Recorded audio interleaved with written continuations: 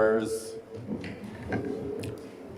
Almighty God, our Heavenly Father, send forth, we beseech thee, unto thy servants who bear office in this country, the spirit of charity and justice, that they may in all things walk before thee with steadfast purpose and a single heart, and faithfully serve in their several offices through Jesus Christ our Lord.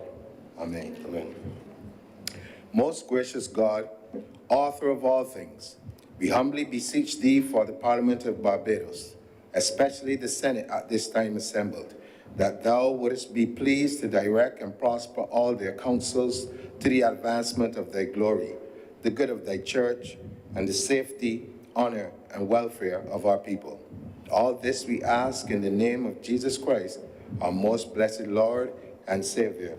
Amen. Amen. The Lord's Prayer. Our Father, who art in heaven, hallowed be thy name. Thy kingdom come. Thy will be done on earth as it is in heaven. Give us this day our daily bread, and forgive us our trespasses, as we forgive them that trespass against us. And lead us not into temptation, but deliver us from evil. For thine is the kingdom, the power, and the glory, forever and ever. Amen.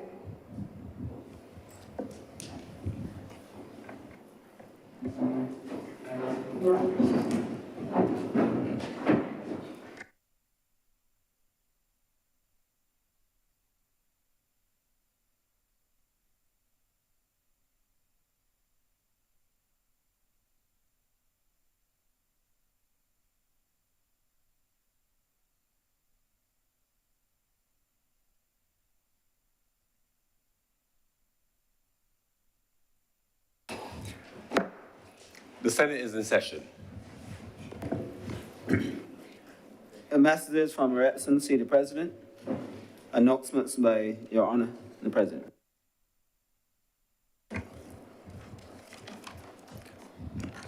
I've been informed of the absence of Senator Kevin Boyce, Senator Crystal Drakes, and Senator Andrew Malou. Been advised of lateness by Senator Christopher Maynard, Senator Christina Hines, Senator Gregory Nichols, and Senator Most Honourable Jerome Walcott.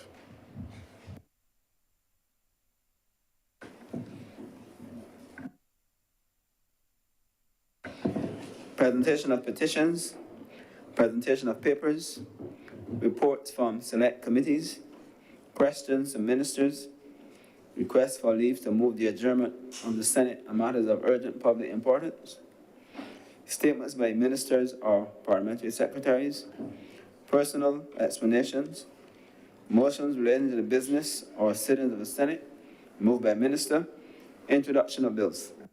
Senator Cummins. Mr. President, I beg to move the following bills today to be read for a first time, to lay them for the first time. To give notice of the following. To give notice of the following bills.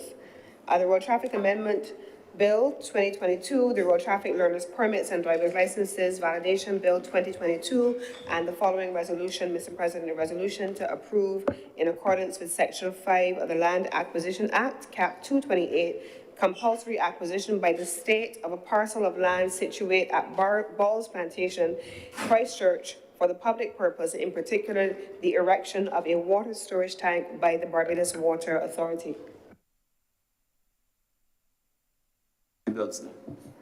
Senator Cummins. Mr. President, I beg to move the first reading of the bills aforementioned. Call them one.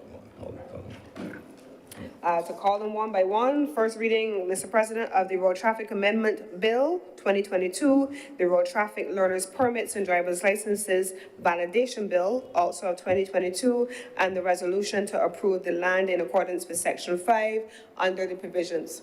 Okay.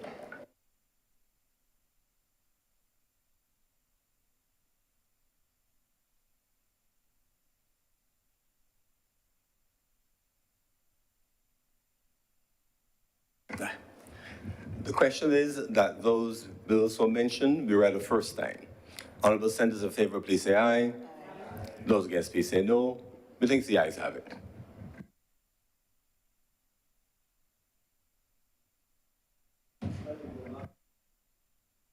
Of the minutes, please.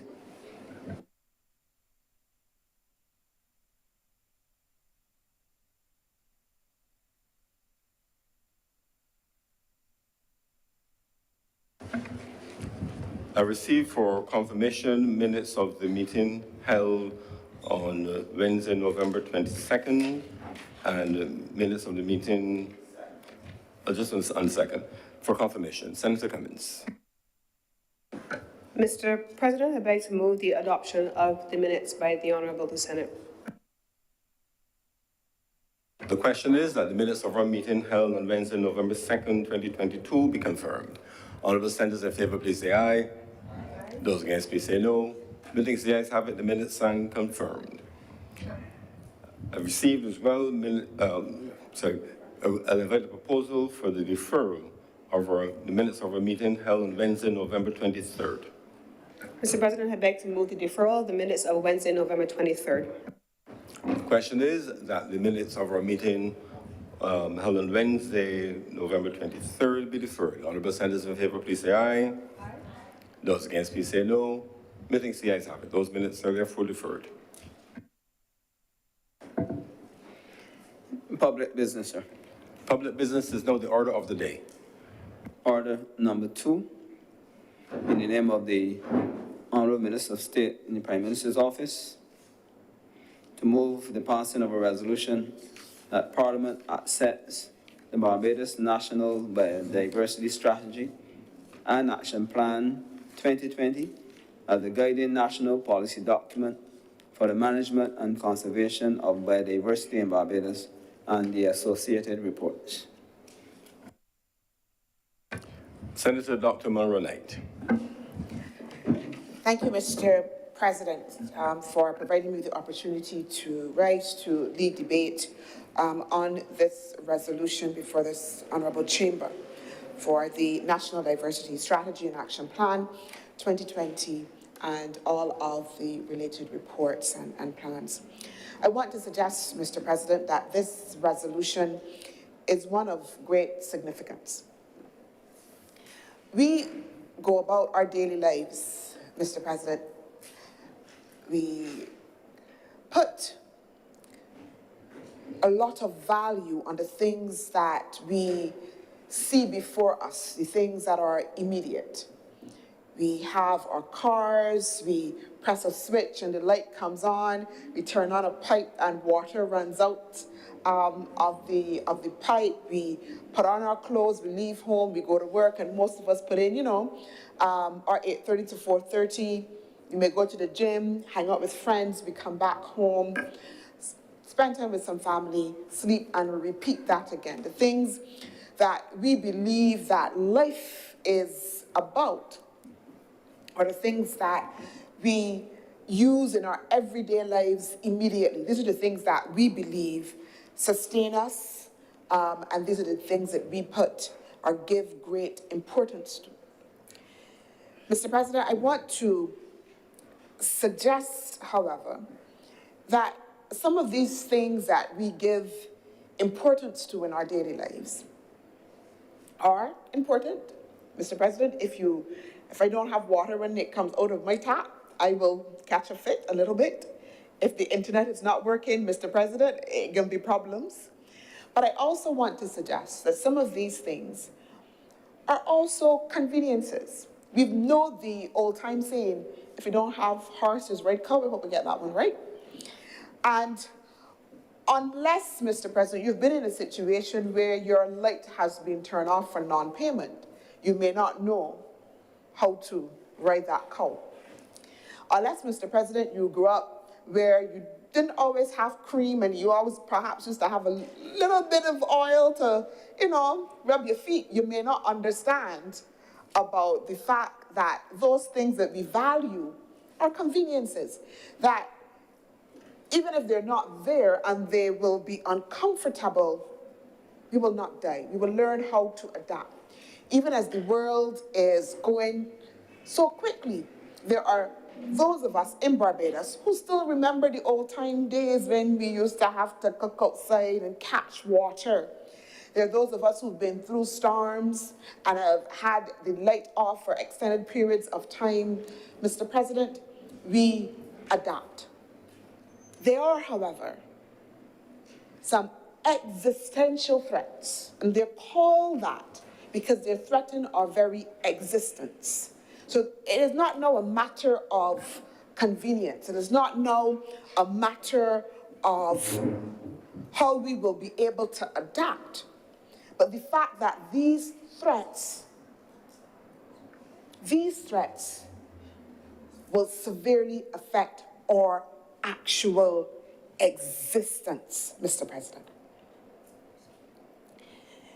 And in that context, we often, in the context of going about our daily lives and all of the things, like I said before, Mr. President, that we value, whether or not we have money in the bank, and all of those other things, we do not stop and give thought to the environment that actually sustains us. It is the biodiversity which underlies that environment that provides us with sustenance, Mr. President. And when we talk about biodiversity, Mr. President, what it is that we are talking about, because sometimes we speak to these terms and they may appear scientific, biodiversity, and what is it? It is not connected to my life, and why are we spending time having these conversations about this notion of biodiversity and its importance? Mr. President, it sustains us. When we talk about biodiversity, we're talking, Mr. President, about the insects. We're talking about trees, Mr. President. We're talking about plants. We're talking about bacteria and organisms and the coral reefs. In essence, we're talking about all of the things that make up Earth and how they are interconnected in order to be able to sustain life. Some people call that interconnectedness an ecosystem. It is how all of those things function to create a balance for life on the earth that allows us, Mr. President, to have what we call food security. It allows us, Mr. President, to walk outside and feel the breeze and breathe clean air. It is that biodiversity, Mr. President, that allows us to have the quality of life that we know and that we understand. And I want to make the point and reiterate it in the context of when I talked about this notion of existential threats, because biodiversity and the challenge to biodiversity becomes one of those threats, Mr. President. It is the recognition of the challenge to our biodiversity and our environment that gave rise to this notion of sustainable development that we all know. It's becoming part of a catchphrase. And I think, Mr. President, that we use it so often in so many different contexts that sometimes we're not mindful of the fundamental nature of that notion of sustainable development. And again, how it is tied to our own well-being and how it helps to sustain us on this earth. The notion of sustainable development, and when we unpack it, it is the recognition that the resources on the earth are being overexploited in a way that if we are not careful, it will threaten in the long term, again, our existence. So that in order for us to be able to have the balance which is required, we need to ensure that we treat to our environment in a sustainable manner, in a way that allows us to be able to preserve and conserve for future generations and have an earth and a biodiverse atmosphere and environment that can continue to sustain us. That is sustainable development, Mr. President. And that notion of sustainable development and how we treat to our natural resources, it is something that we all, as citizens, have to be conscious of, have to be aware of, have to understand, and to play a critical role in. Remember, Mr. President, I talked about the fact that it is about our daily lives. But we often take this for granted. We take for granted, Mr. President, the interconnected nature of our existence and how insects and plants, which are part of the biodiversity, help to keep us alive and help to keep the planet functioning. How our coral reefs provide coastal protection and support the biodiversity under the sea. We used to learn in school about the planktons. My was it geography or history teacher would not be pleased, Mr. President. They feed the fish, and those fish then become food for some bigger fish. And that helps to maintain the balance. So that if we don't have the coral reefs and are not able then to sustain the coral reefs, we will have imbalance. And that is important. Mr. President, when I was, thinking about this, I was asking myself about the butterflies. When was the last time any of us passed a patch of butterflies? When was the last time, Mr. President? I remember as a child growing up, you could not walk anywhere outside without a butterfly somewhere flitting about, landing on you, without also as well being captured by the beauty of it. I remember as a school child, we used to do it as projects. I'm sure most of us had those school days where you have to either catch the caterpillar and watch it turn into the butterfly or the reverse, and and these are things that we take for granted. But why are the butterflies important? They're not just pretty, Mr. President. The butterflies are attracted to pretty plants. They need nectar, but they carry pollen that help then the plants to grow. So if you have a kitchen garden or you're trying to get anything to grow, you need butterflies, Mr. President. We need butterflies and we need bees as well, Mr. President, because the bees also help to pollinate. Butterflies, look at it, just two small insects. The butterflies and the bees, and the importance of them. Actually, Mr. President, the research suggests that bees are extremely important to maintaining our ecosystem. And that if we do not have bees, there are several elements of our ecosystem that will disappear. One little insect that we take for granted and swat away plays a fundamental role in our food security, for our biodiversity, Mr. President. But the extent that we take for granted our biodiversity is not something that is just about Barbados or Barbados. It's a worldwide phenomenon. The latest Human Development Report 2021 to 2022 makes a very poignant point that I really want to reinforce. The report comments on the state of the world and the unprecedented and uncertain times that we live in. It speaks to this notion of immense flux that we are in at this time. The report notes, Mr. President, I quote, "From soaring temperatures to plunging biodiversity, more than 1 million plants and animal species face extinction.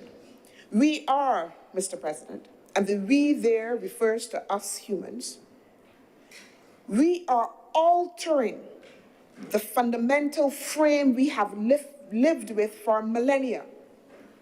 The report asks the question, how do we live in a world without abundant insects? That has not been tried for about 500 million years. We, Mr. President, as humans, are altering the ecosystem, endangering not only ourselves, but all of the elements that make up the ecosystem. And that there is a threat at hand if we do not pay attention, Mr. President. The only thing I would say, Mr. President, I would just, part ways with the report so far, because based on my understanding of the Bible, when the Lord created the Garden of Eden, everything was aligned. He gave a manager in order to be able to manage everything, and he created the interconnectedness that was important to the functioning of that ecosystem. It is us as men who have led to the unraveling and the challenges that we are having now in the context of our ecosystem and our biodiversity. Mr. President, over half of global GDP is dependent on nature, over half.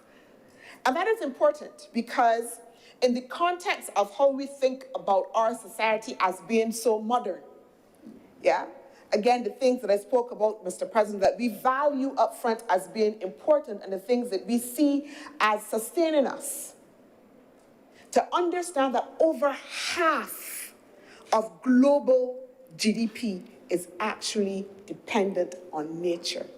It is dependent on our environment. It is dependent on our biodiversity. More than 1 billion people rely on forest for their livelihoods. And importantly, land and ocean absorb more than half of all carbon emissions as well, Mr. President.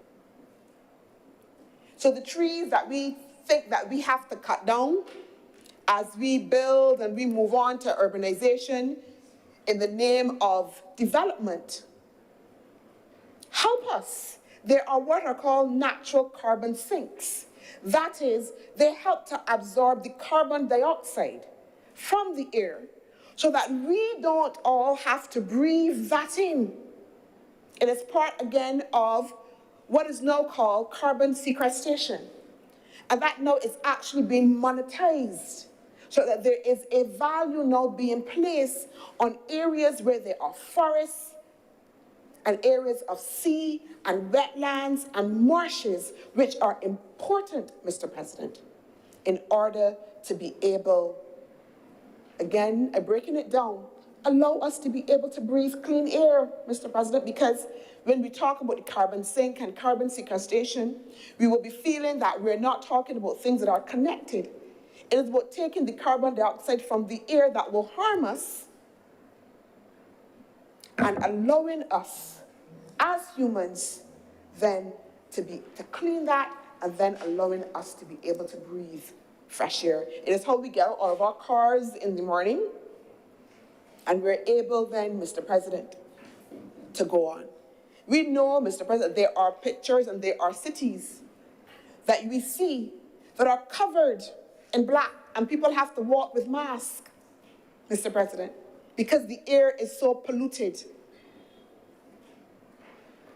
That and those cities that sometimes we hold up as being the most industrialized and the most technologically advanced, those are some of the cities and places in which biodiversity is most challenged, in which existence is most challenged, Mr. President.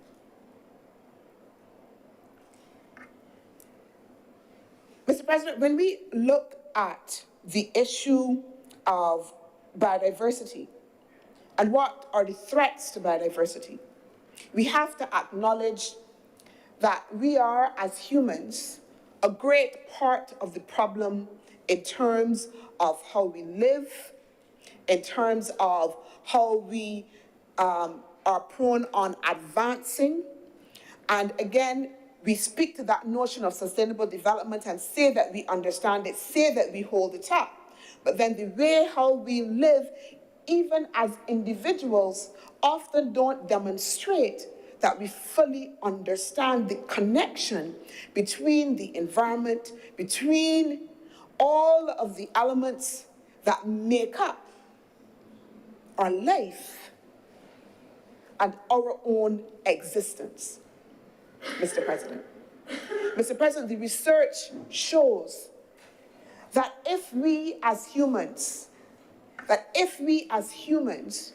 do not stop some of the behaviors, if we as humans do not develop strategies in order to be able to live in balance with the environment, that we will have the extinction, as I said before, of a number of critical elements of our biodiversity.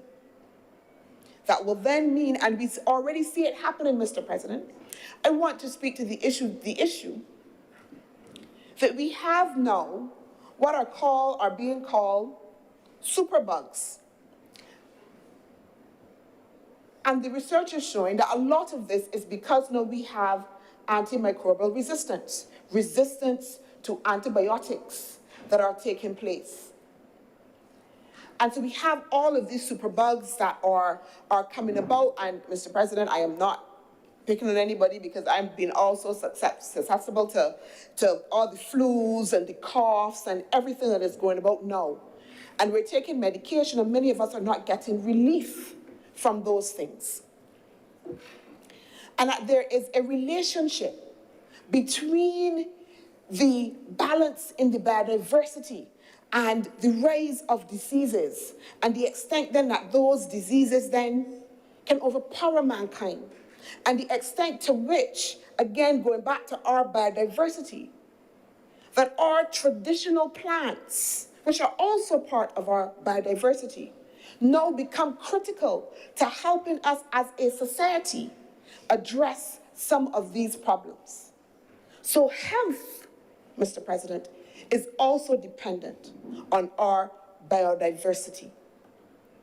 To the extent, Mr. President, if you are, Mr. President, you may not be around, things like makeup and all of these things, but we are now seeing marketing being done for products that are so-called healthy because they are using the things that we have known, the aloe vera and the noni, and all of those things now are being seen as the best way and the best plants for inclusion in many of these products in order to ensure that they are more natural and healthy, things that we in Barbados have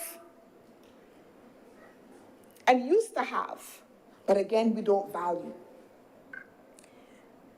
Mr. President, I grew up in what could be considered an urban area. But I grew up to the sound of fall crops crowing. When was the last time any of us heard? This morning? Good for you.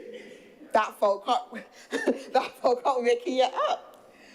But now, is that a familiar sound? Where the fall crops going?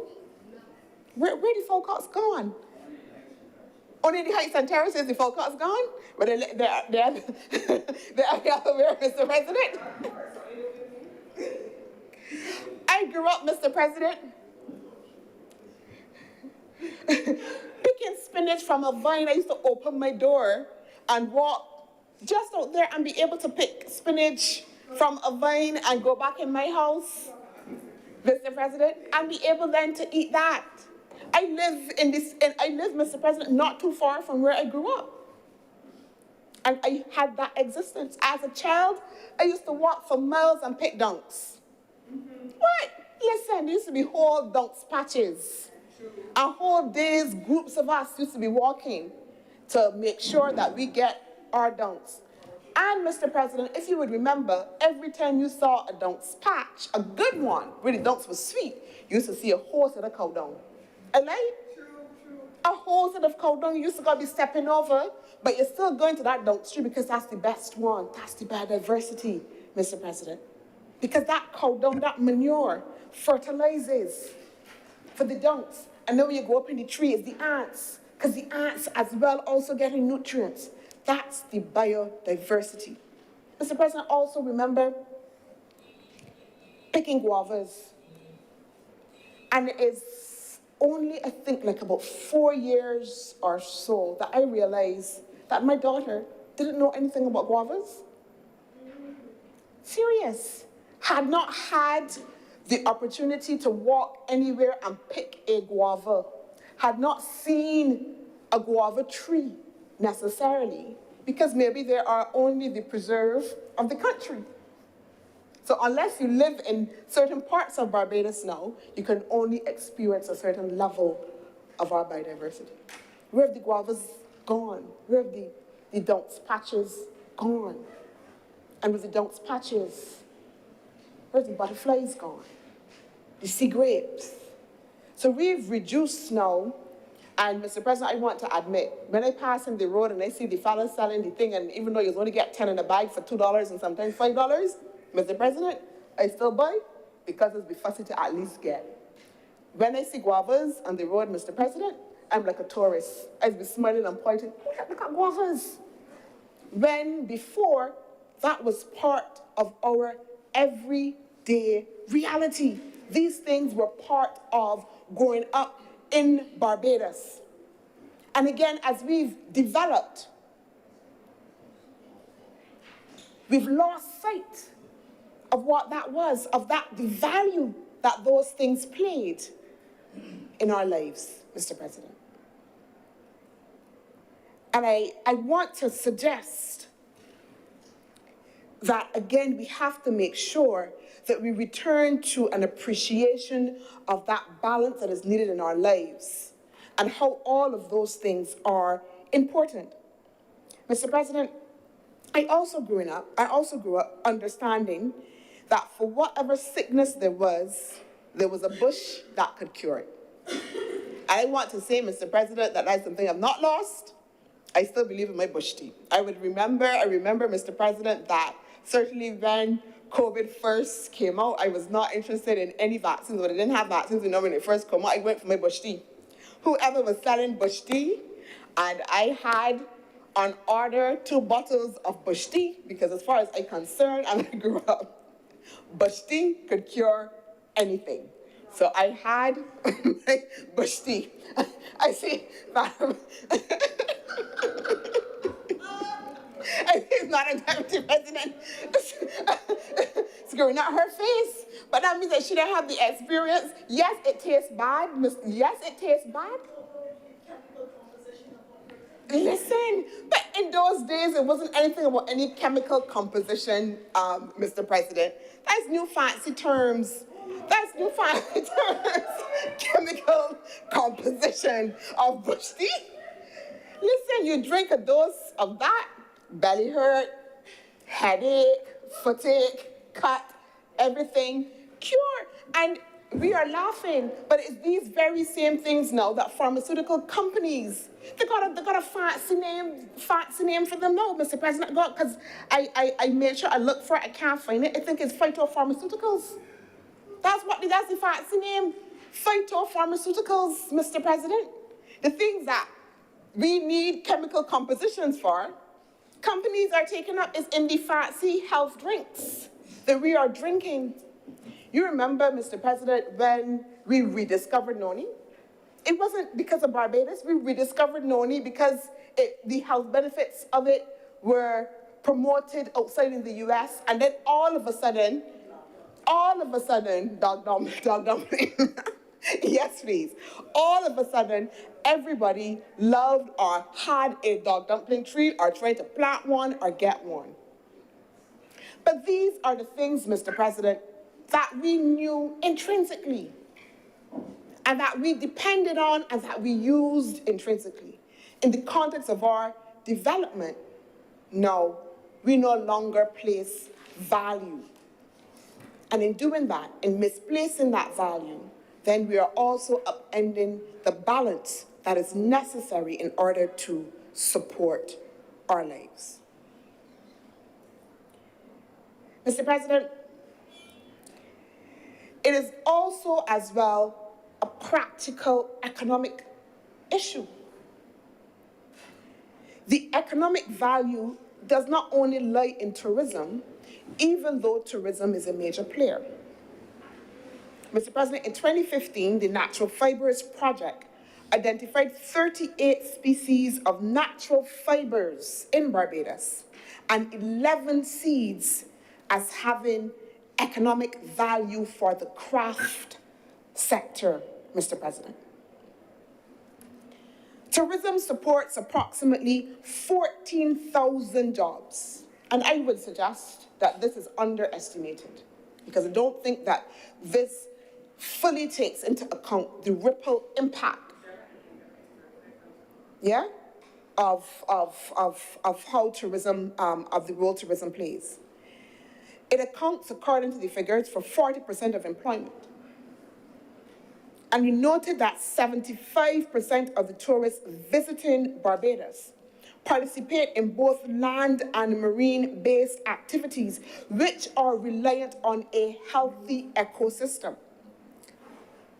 The research shows, Mr. President, that of the total spend of US $1,400 per individual, some $869 is spent on marine and coastal recreation activities, like snorkeling, sailing, glass bottom boat,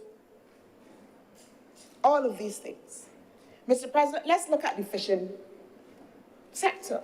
Let's look at oysters. And the only point is not oysters because I come from the south, Mr. President, so bear with me. Look at the fish market, Mr. President. Marine life, fish that we eat. But then think about the multiple households that that activity supports. Yeah? All of the different activities, the boats, the people who can repair them, the people who come with the ice, people who clean the market, the fish cleaners, Mr. President. The support that that activity gives the household, the children it sends to school, the mortgages it pays, the rent it pays. Look at how we have built out from oysters the Bay Garden to now include other entrepreneurial activity. All of that dependent, Mr. President, on the biodiversity within our marine environment. So that this discussion on biodiversity is not to be seen as disconnected from our very own reality as citizens on this island. And I know already that within the past few years, if we again look at the fishing industry, we've heard the fishing sector cry out because of they're not seeing the same fish in the same quantity that they used to before. But our fly fish gone somewhere else. The seas have changed, the temperatures have changed, so the fish are not coming as they should. Imagine what that means for the fishing sector. Imagine what that means for the livelihoods. Imagine the tourism sector and the jobs, Mr. President. Imagine all of the small people who have to use to get tourists to come out on their sailboats, people who supply feed, who supply food for them, who provide entertainment for them, all of that interconnected and dependent on our ecosystem and our biodiversity. Mr. President, the report in the context of the biodiversity strategy notes that of the 700 species of flowering plants in Barbados, including trees, 8 are endangered and 23 species have been identified for extinction. 8 are endangered and 23 species have been identified for extinction. And I make that point, and I am not going to be tired, Mr. President, of making the point consistently in this presentation, that it is these things that we have to make sure that we keep our eyes on. again, to understand the interconnected nature of our existence. And not that we just turn on the light, turn on the switch, press the switch and get the light. Not that we have the money in the bank account. Not that we're jumping in the car.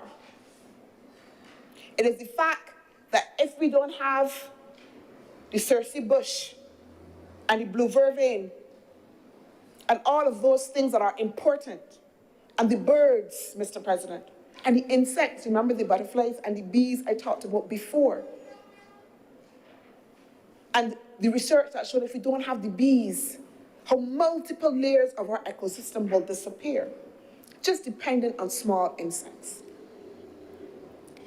Mr. President, we also understand, and we've spoken quite a bit about the notion of climate change and the impact that climate change is having on all of us. That climate change as well is also having an impact on our biodiversity. The natural disasters, Mr. President, we are prone to have in the context of hurricanes, etc., floods, also damage our biodiversity. So yes, there are man-made direct events in terms of our modernization, our urban sprawl, but there are also as well natural things that happen that also impact. So again, the question is, how do we ensure that we manage sustainably our natural resources? And then there's also a term, Mr. President, that has arisen, this notion of sustainable consumption and production. How do we make sure that we are sustainably consuming from our environment?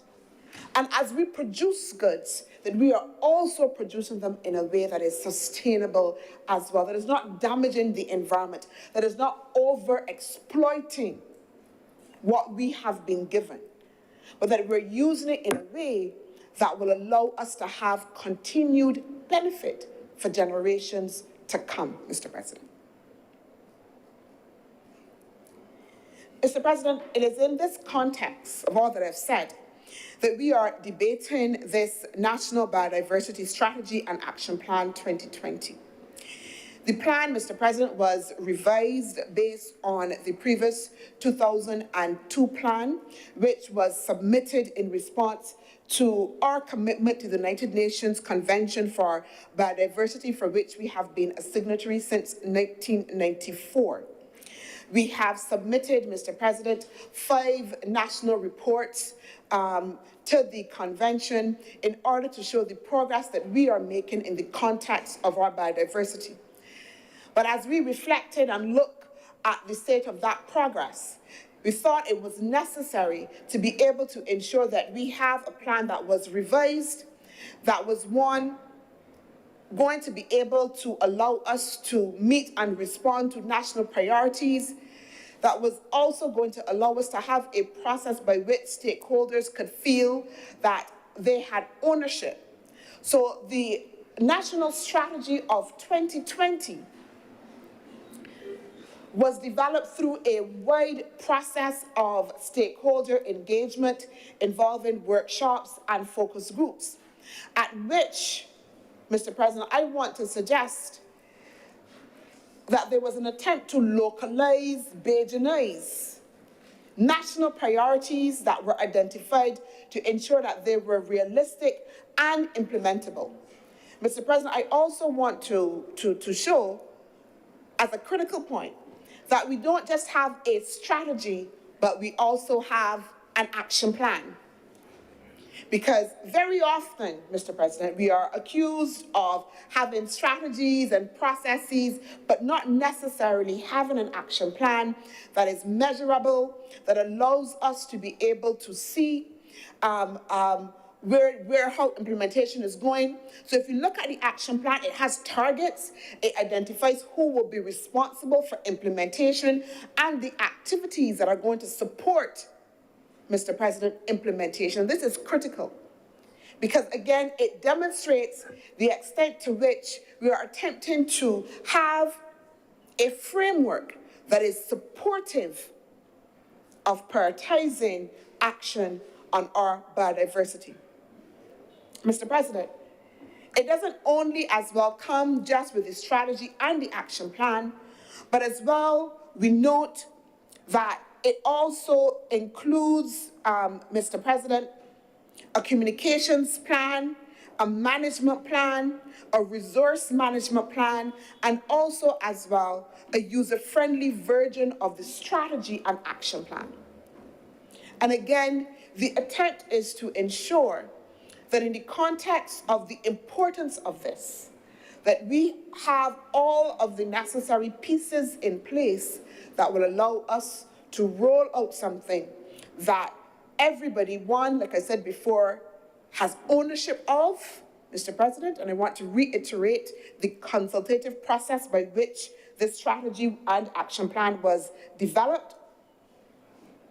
But again, that we have something by which the government can be accountable. We have something by which the government can be accountable. And that is important for itself and as well for the citizens. Because in the context of the action plan, we are saying these are the things that we will be committed to over a period of time. And Mr. President, I want to reiterate that the strategy is iterative. Mr. President, the issue of biodiversity is not static, so that we have to be able to adapt and be flexible as we move on in the context of the biodiversity plan as we move forward. And in that context, Mr. President, it is important as well to note that the strategy is intended to be for the period 2019 to 2025, a long-term process that we recognize has to as well be undergirded by other institutional mechanisms and ongoing engagement. And that is one of the reasons why the plan also includes a communication plan for the engagement of the population to ensure, again, that everybody is brought on board as we roll out this strategy and action plan. The plan, Mr. President, identifies 12 priority targets.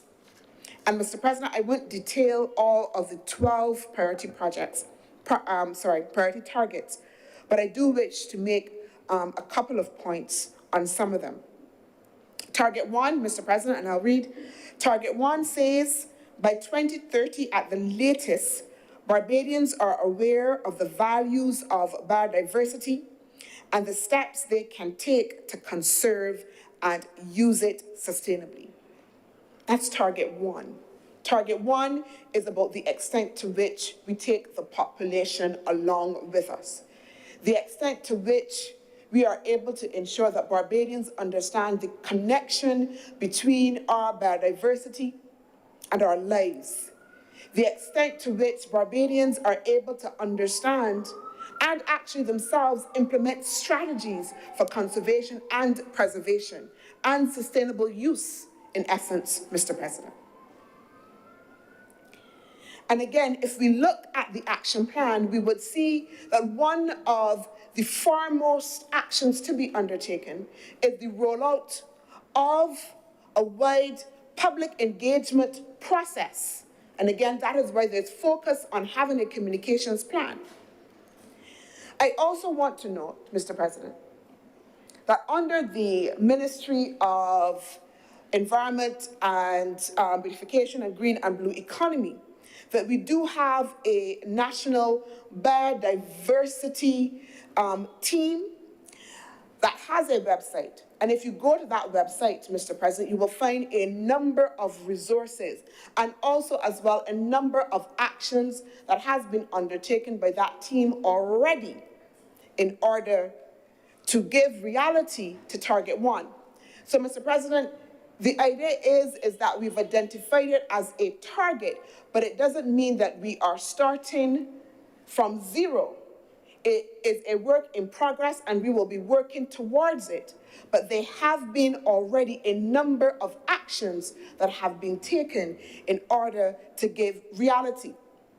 Mr. President, the website shows that that team has hosted a series of focus group meetings and stakeholder engagement in order to develop a strategy on benefit sharing for access to genetic materials, like the aloe vera, that has commercial value, but the question is, how are we going to make sure that the knowledge bearers and those that have rights to it, us, are still able to have a stake? Because sometimes, Mr. President, if we don't preserve and value our genetic material, somebody else does, and somebody will take it away.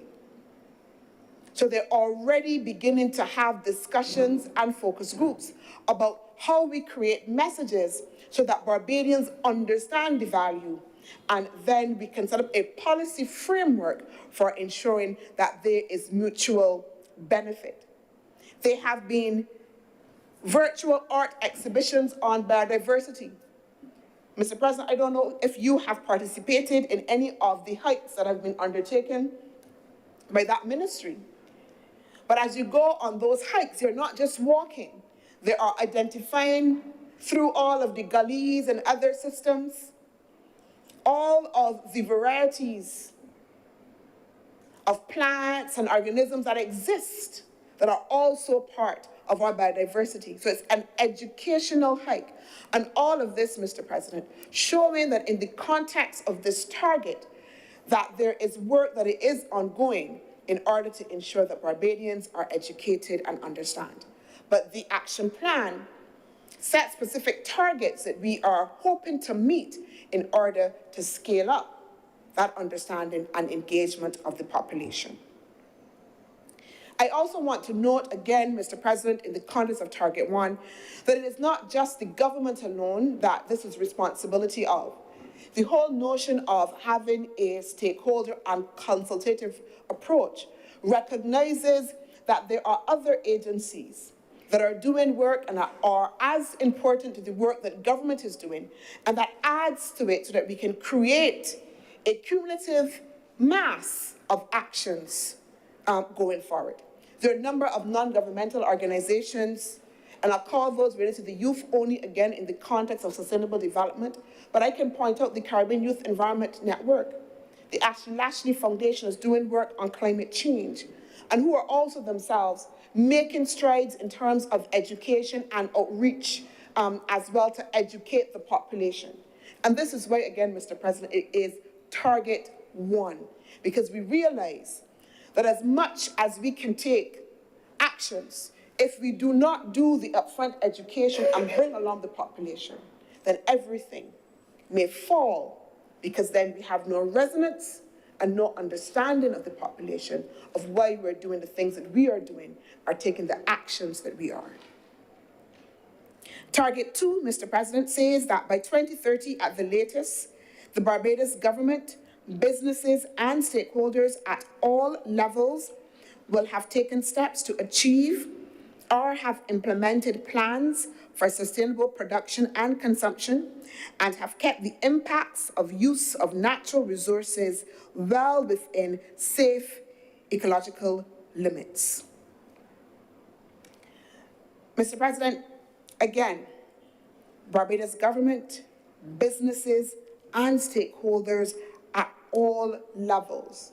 Target 2 re-emphasizes, again, the notion that this requires a joined-up approach. It requires a concerted effort by all stakeholders, taking practical actions in order for us to deal with the challenge with our biodiversity.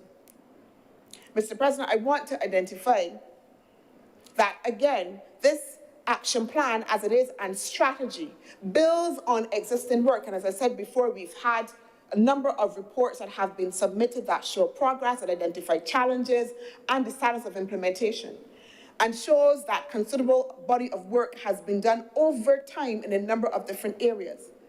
But I also want to identify that we also need to take into consideration a number of initiatives that have been taken, and I'm proud to say have been taken by this government. And I recall in the context of Madam Deputy President, when she was former Minister of Energy and the Environment, leading a charge for greening Barbados.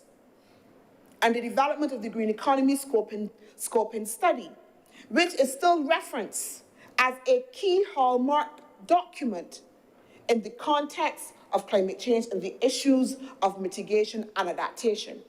And in the context of that strategy, it laid out a number of actions that are still important in the context of Target 2, and again, the issue of sustainable consumption and production.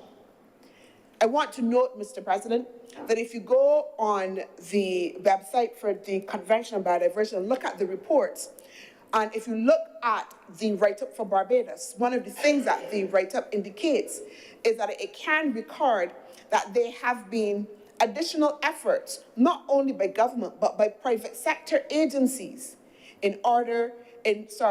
working along with government to address the issues related to the challenges of biodiversity. So the effort, Mr. President, is not one that government is claiming that it can do on its own. In fact, if we look at the strategy and the action plan and a lot of the previous reports, you would see that a lot of the actions there are dependent on other agencies in order to then to be able to move forward with implementation as well.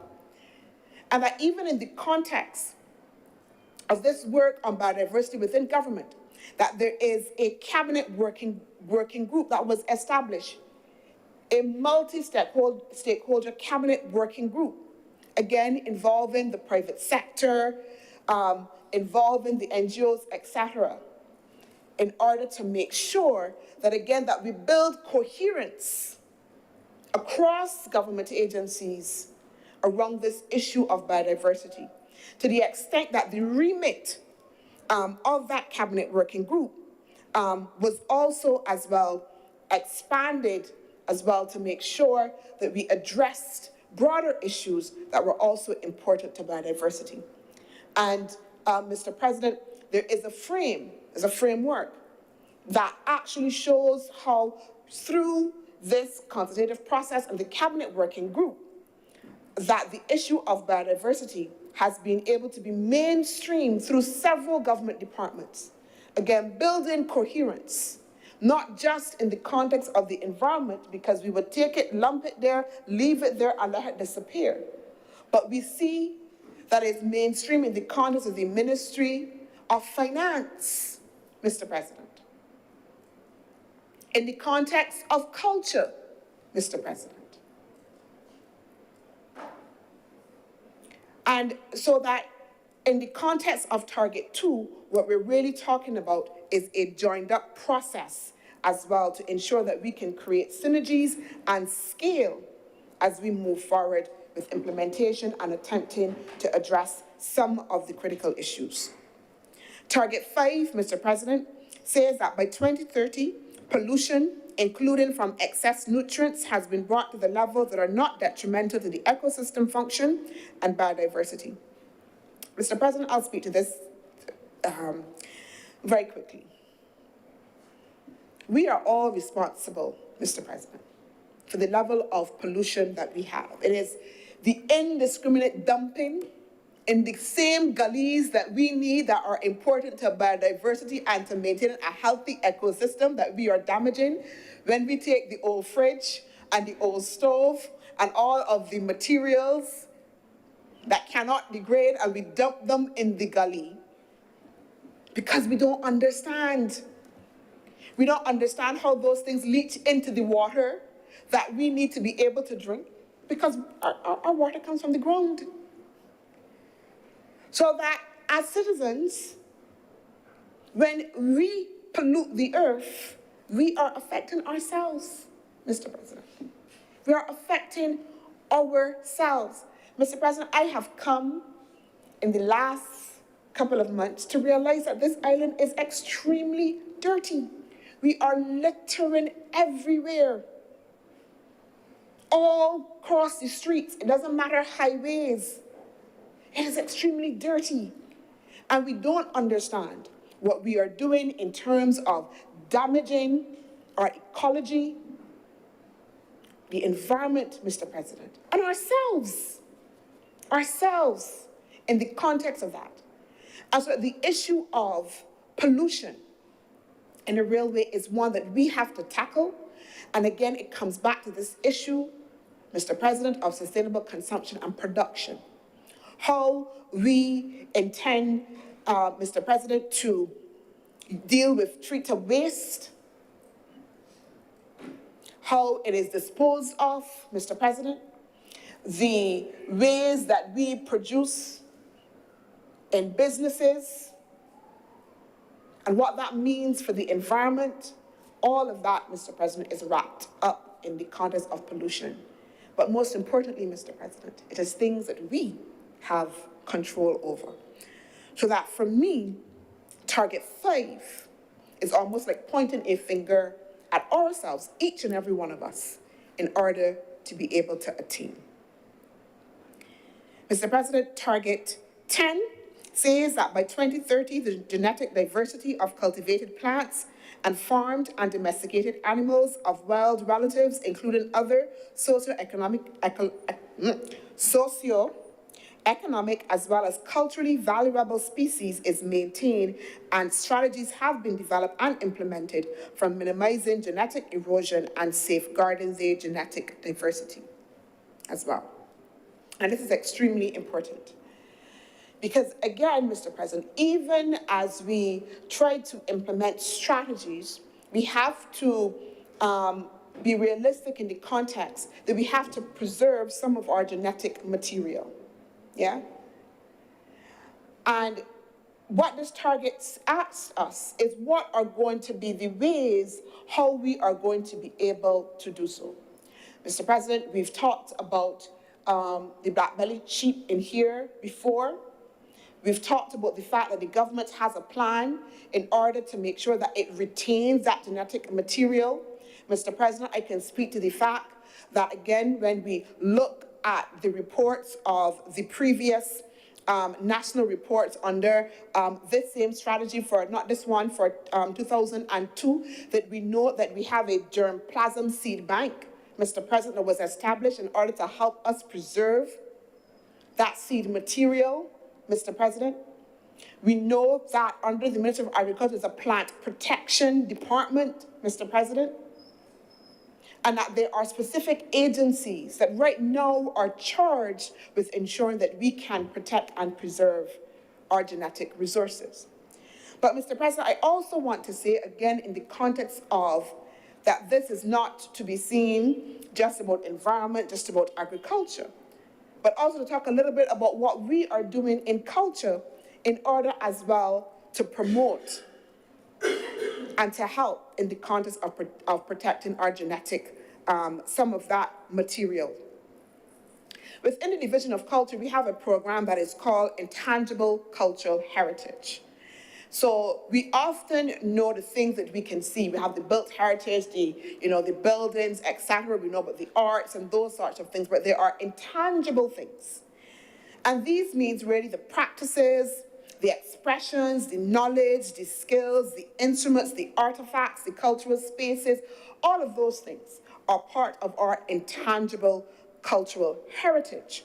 And these are things that communities and groups and individuals hold as part of our cultural heritage.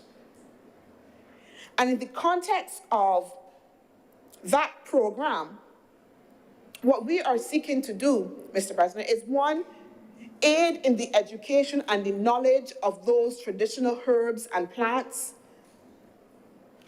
where they can be found, what are the properties, and also as well look at the science as was asked behind some of those traditional plants.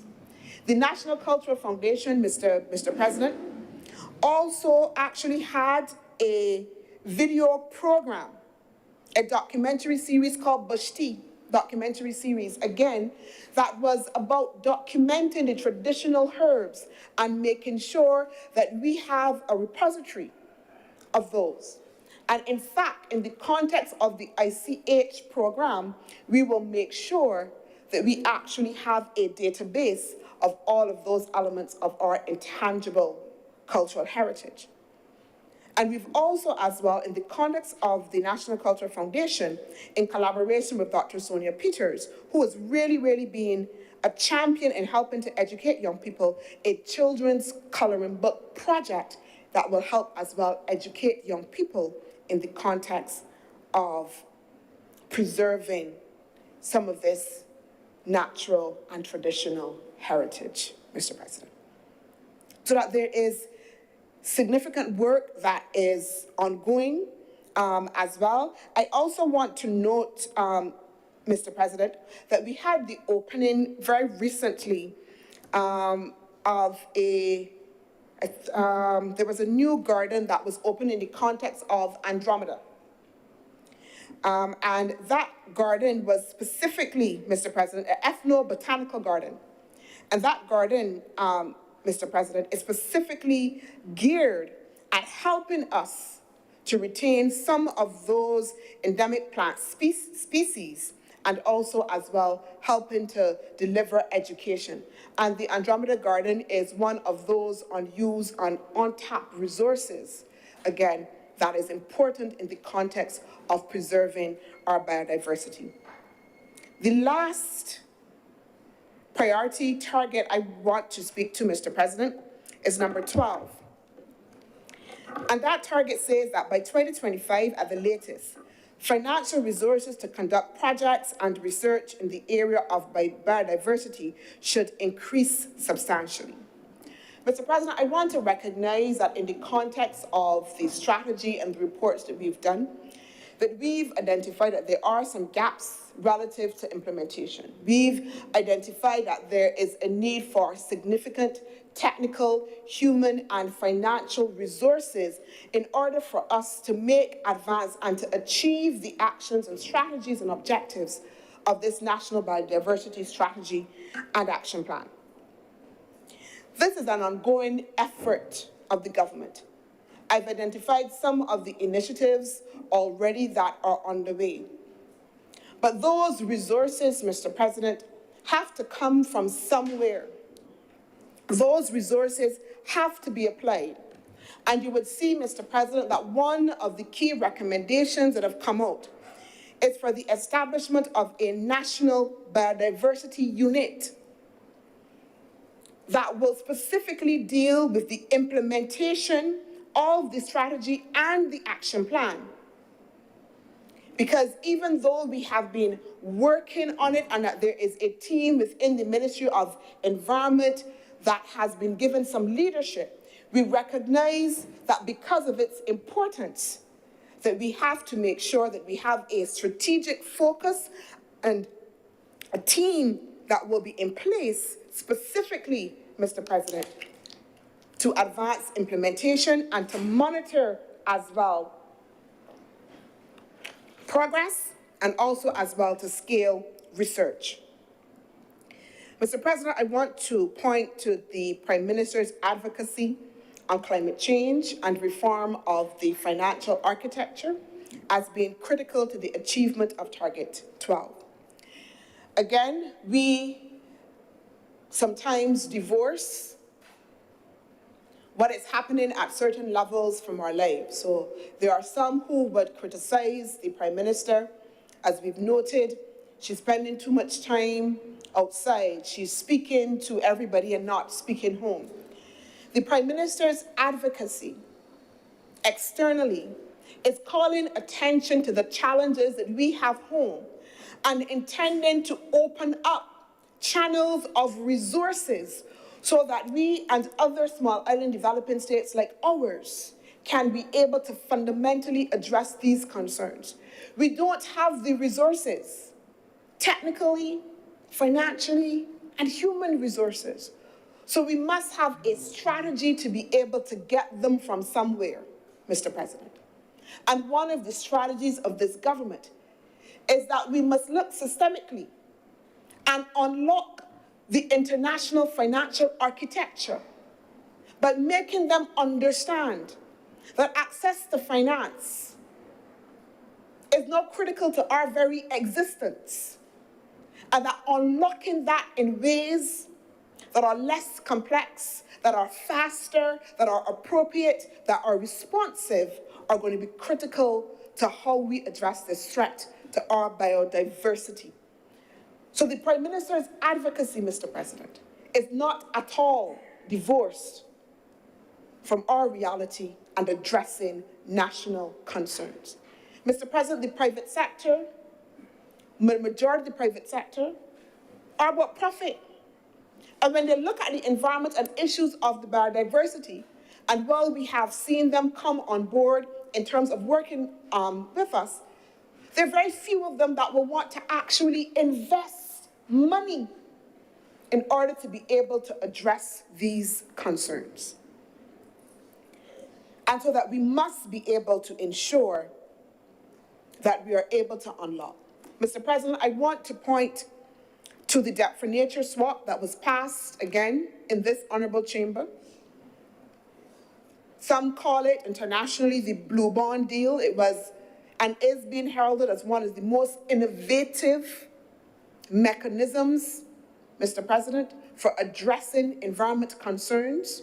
And it was done right here in Barbados in an arrangement with the Nature Conservancy and the IDB. It has been hailed, Mr. President, as a marine conservation landmark, a landmark. And it is now, Mr. President, being used as a best practice for other countries in order to do similar initiatives. One of the things that in the context of that Debt for Nature swap that the government has committed to is the creation of a Barbados Environmental and Sustainability Fund. And that fund, Mr. President, is intended to provide funding for environmental conservation and sustainability actions, not to government, but to NGOs and community-based organizations, as well as some government agencies and the private sector via a competitive and transparent grant program. It will support the government and its agencies in development of execution of a 5-year marine spatial planning process to advance climate resilience, nature-based solutions, and marine conservation, and also as well foster opportunities to secure blended finance, non-grant instruments, and a vibrant blue economy that attracts additional international resources and ensures the long-term financial sustainability of the fund, Mr. President. So that we are seeking to engage in having the appropriate financing and the appropriate financing mechanisms because, Mr. President, we've been accused of, having too much debt. But again, it is the balance. We need to be able to address these concerns in a fundamental way, and the resources must come from somewhere, Mr. President. So the government is seeking to balance the debt and the grant financing that will be necessary. Mr. President, I also want to point to the $50 million project, the grant from the Green Climate Fund for a project called, we call it through our crews, Reduce, Reuse, and Recycle, which is really going to help us address the issues of water resource management as well. So we are seeking resources in order to be able to address these issues. And there are work, Mr. President, in a number of other areas that I can point to, the work that is being done in terms of the biosafety legislation, Mr. President. Before Cabinet, we are considering a policy for the fishing sector as well to make sure that we can address issues there in terms of scarcity and overfishing, etc. Work has been done on an assessment of the biodiversity values that are taking place in terms of our marine environment as well. So again, Mr. President, what the point that I'm making here is in the context of these targets that have been set, the government is making substantial effort to advance implementation on a number of fronts. And it is doing so in the context of a full and clear understanding that as a small island developing state, that if we do not frontally address this issue of our biodiversity as a priority, that this Barbados that we love, that we know, that we cherish, will be a fundamentally different Barbados, are not different in a good way. That the generations, my grandchildren, your grandchildren, the great-grands, will have a fundamental struggle on their hands in order to be able to exist in a world. And I go back to the quotation from the UNDP report, in which there are no insects, Mr. President. There are no bugs, no butterflies, no bees, Mr. President. A world in which our biodiversity is not just challenged, it becomes extinct. Mr. President, I am obliged, and I do beg that this resolution be now passed. Thank you very much, Senator Dr. Monroe Knight. Senator Dr. Bradford.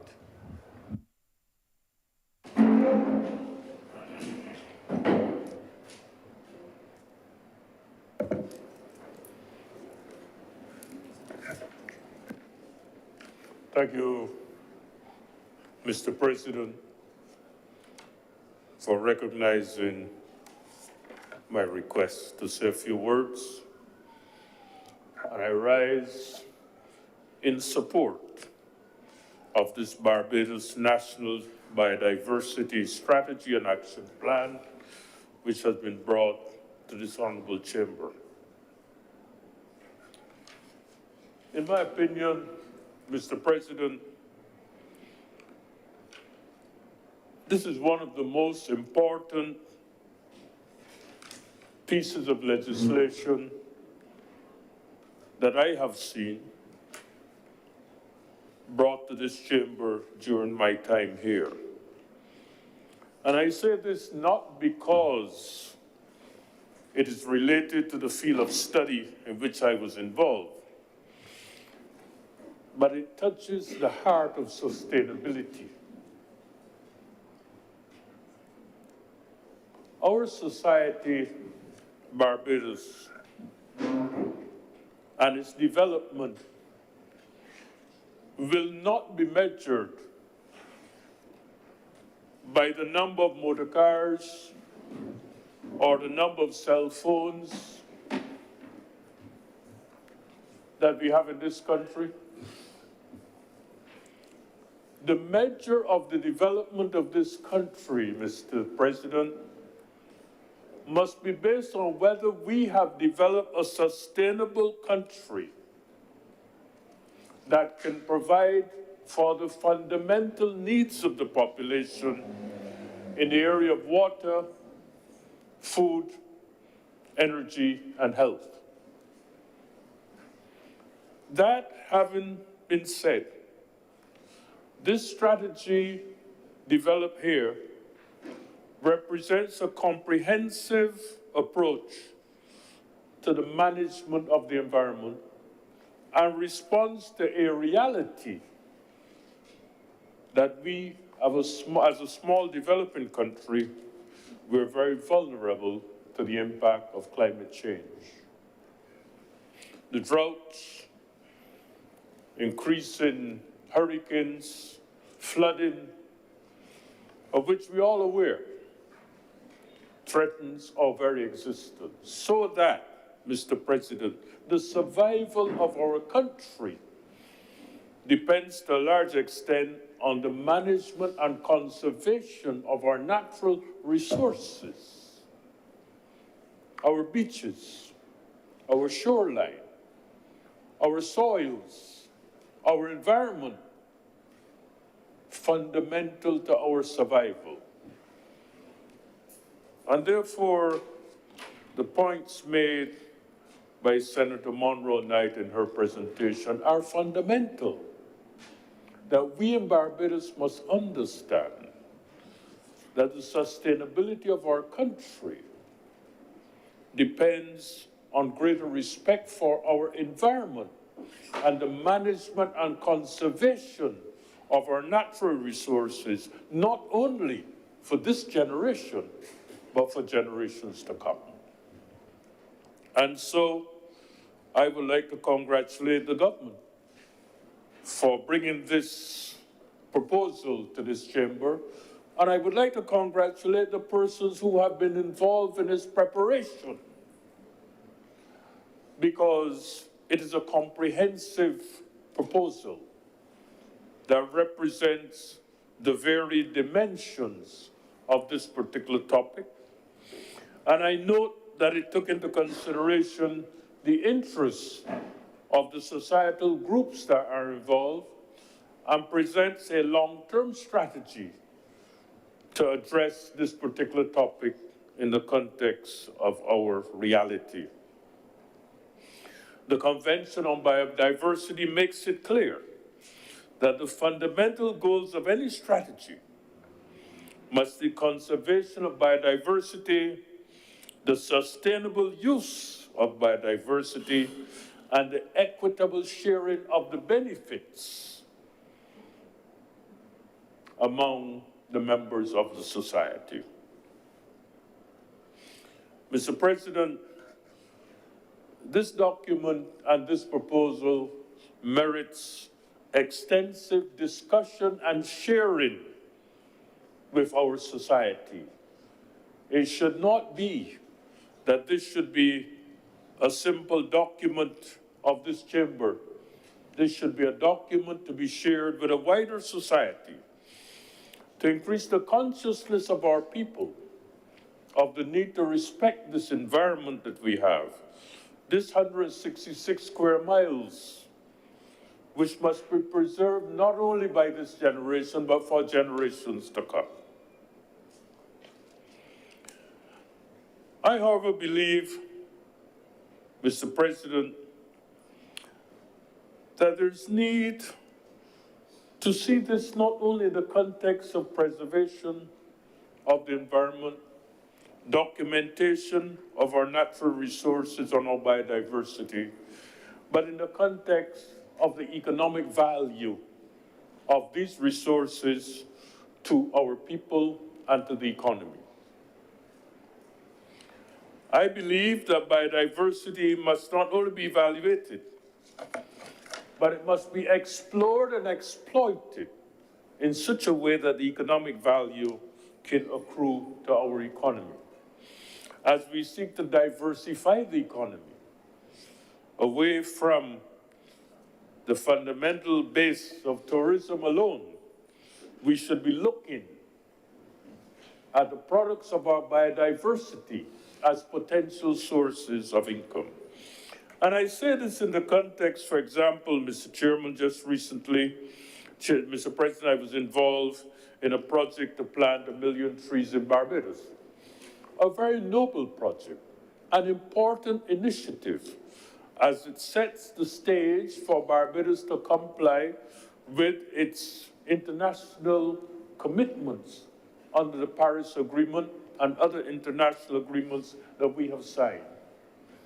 But I think it's important to take it a step further and to recognize that the planting of 1 million trees should be seen as an economic investment that contributes to the development of our country.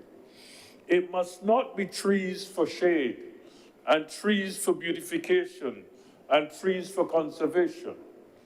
The project must be a project that promotes trees for purpose, trees for economic development, trees for contribution to the economy. In that regard, we had proposed that here in Barbados we should develop orchards of tropical fruits so that we can benefit from the trees that are planted.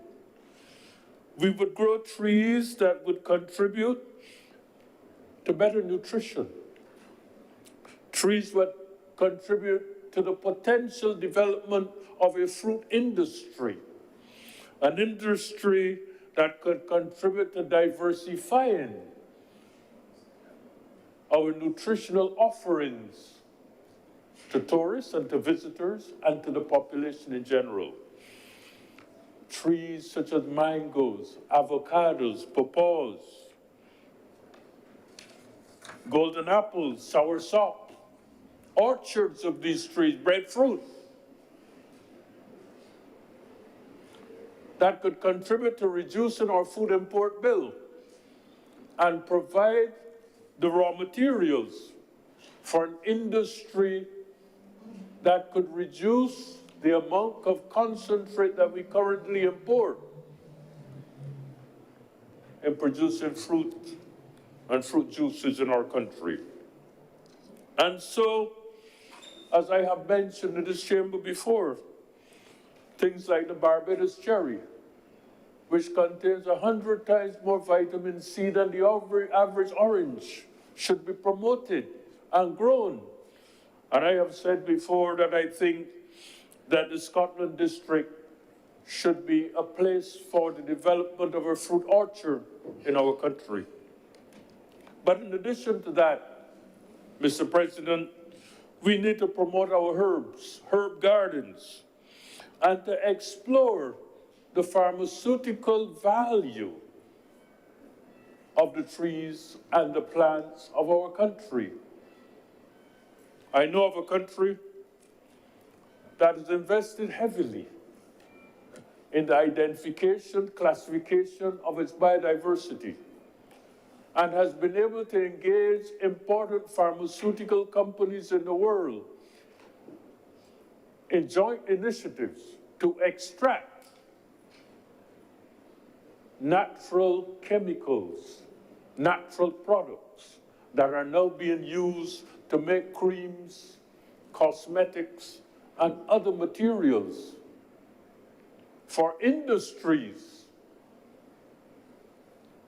that provide employment opportunities and generate foreign exchange for that country.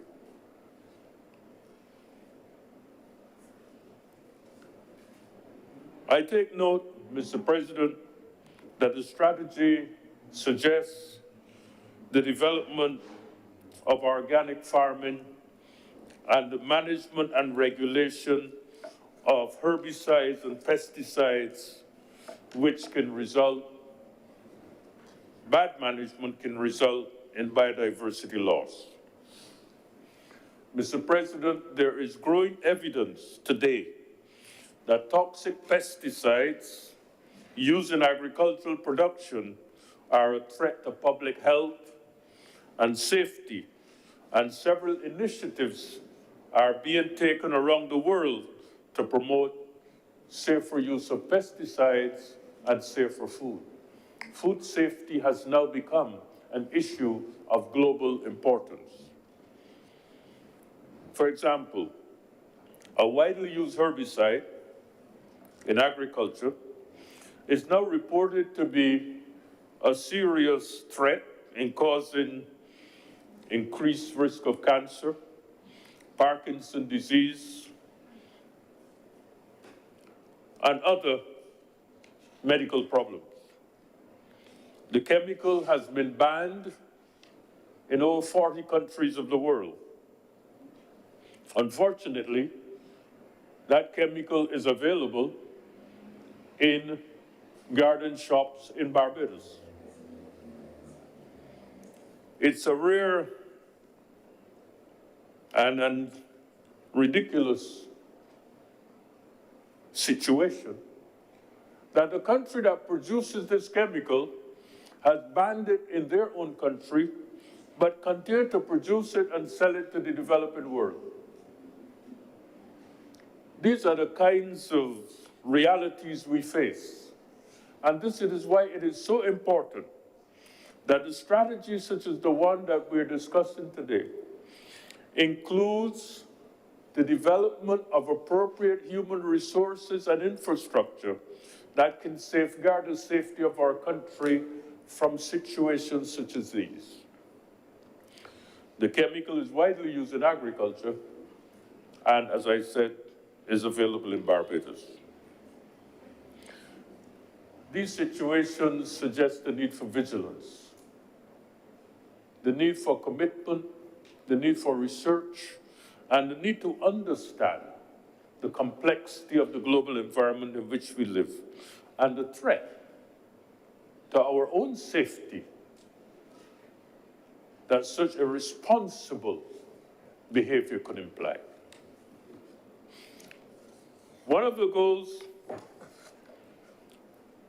that I believe should emanate from this policy, Mr. President, is a national land use policy to protect the agricultural lands and to ensure that a certain amount of our lands are preserved for agriculture in the future. In sober reflection, Mr. President, we only have 106,000 acres of land in this country. 53,000 acres have been designated or identified as agricultural land. Some time ago, there was a report indicating that about 1,000 acres of land is being taken out of agriculture annually for other purposes. And these purposes are noble purposes. Land for housing, land for recreation, land for water, land for the cannabis initiatives that are being proposed, land for panels to generate electricity, competing interests of land in the country.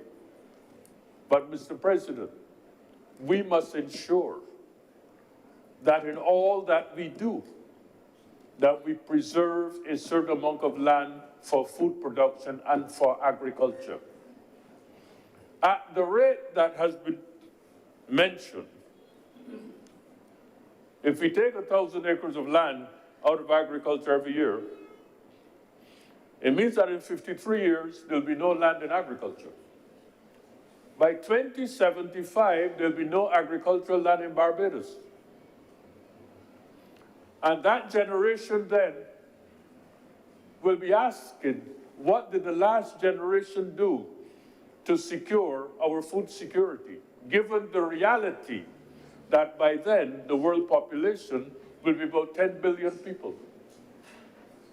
And the demand for food will continue to increase.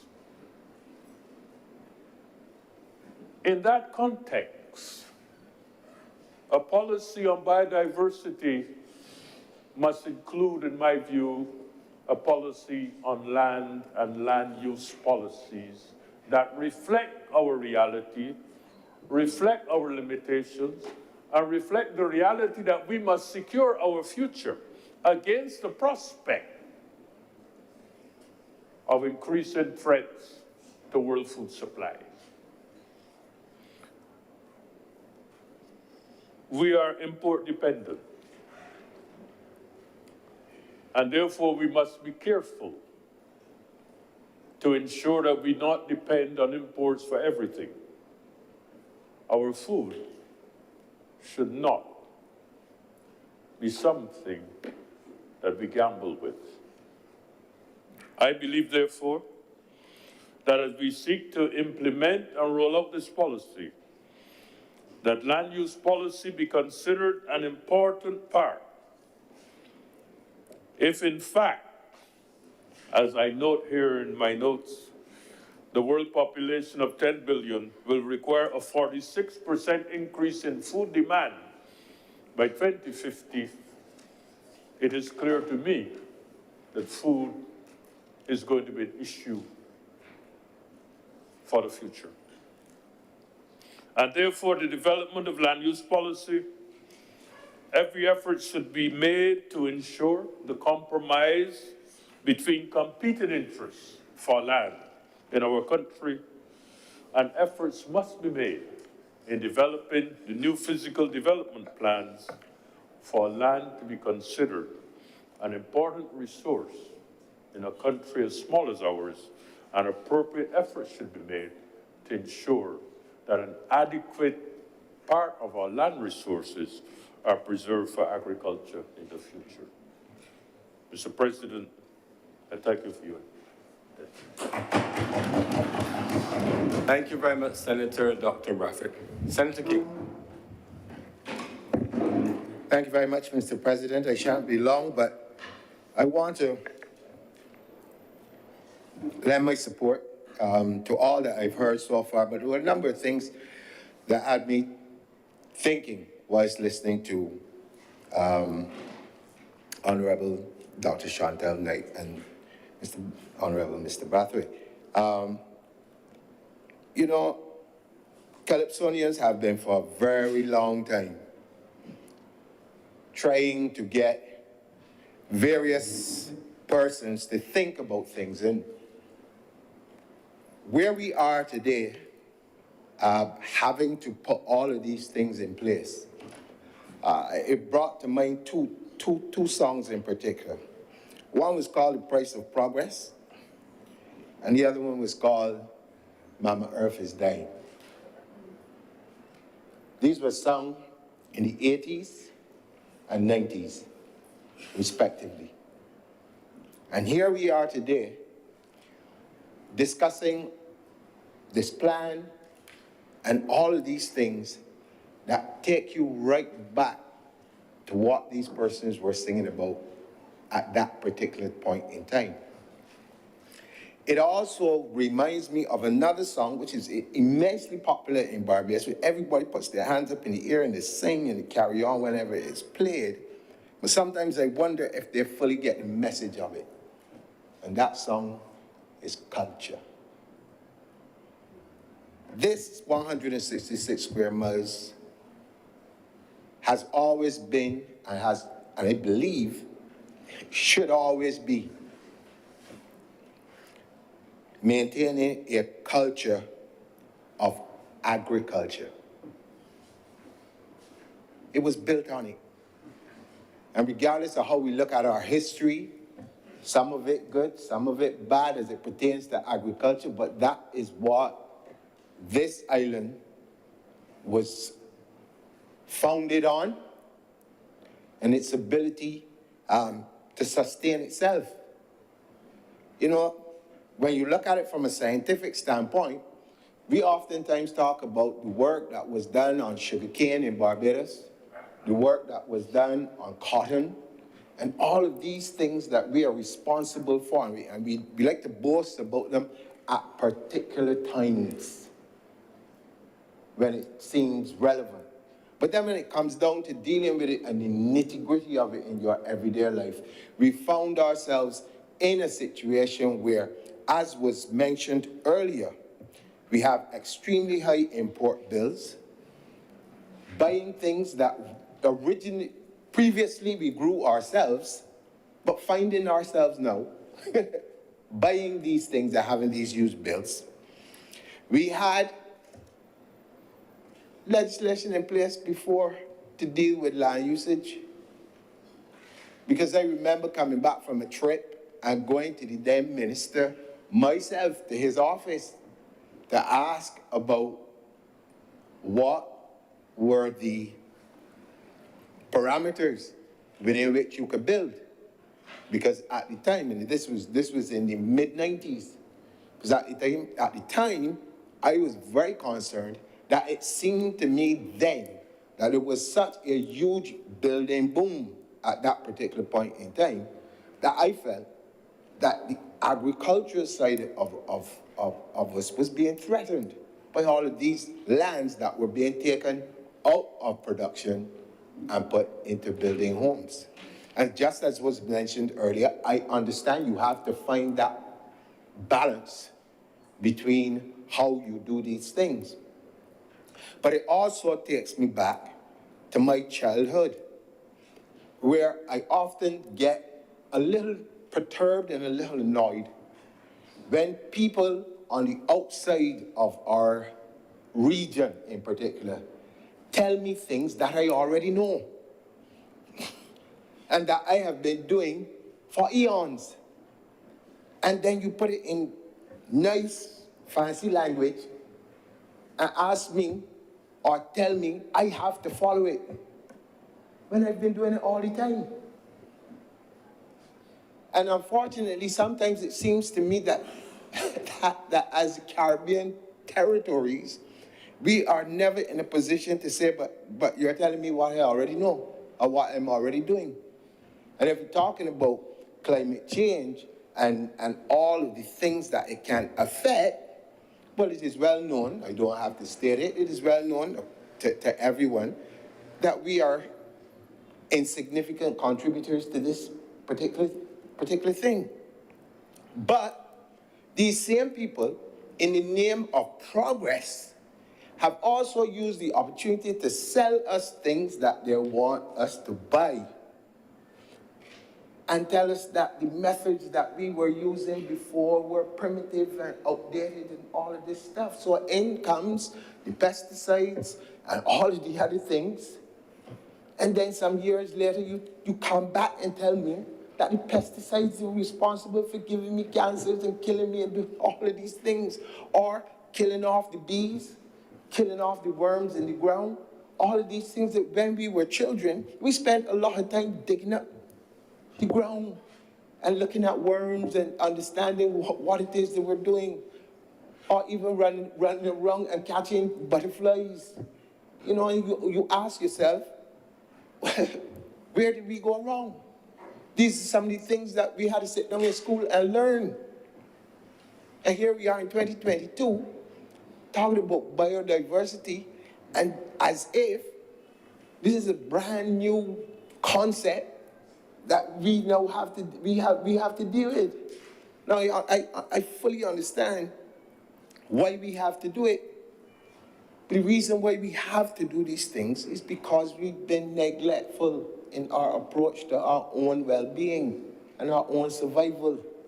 And at some point in time, somebody has to be able to ask the question, why does it seem that sometimes we are willing participants in our own demise? I listened very carefully to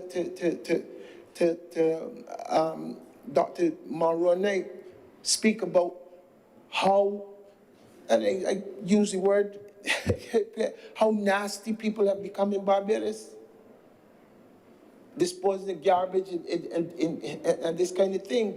When I was growing up as a child, you would never, I didn't care how poor people were, they always had this particular phrase. I grew up with grandparents and they talk about cleanliness is next to godliness.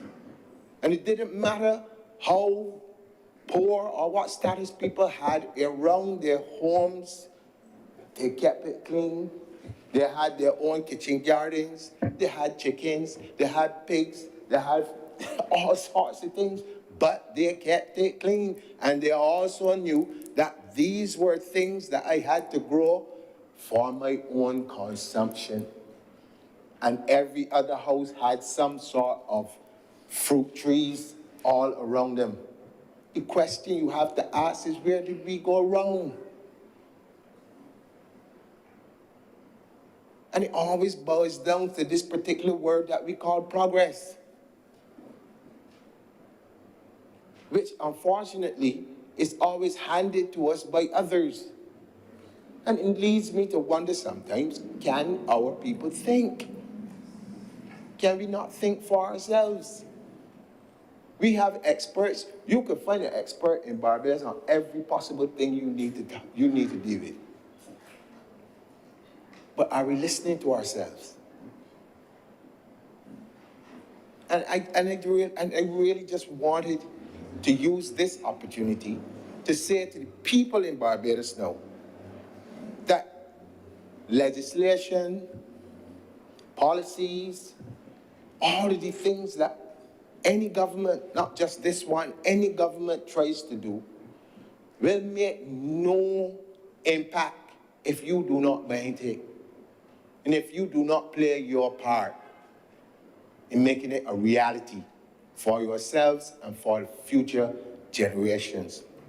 It is important, as was stated earlier, that we need the trees, and we understand, and I'm sure for those persons who would have seen the discussions from the other chambers and listened to the Minister Ford speak eloquently about all the things that we need in terms of the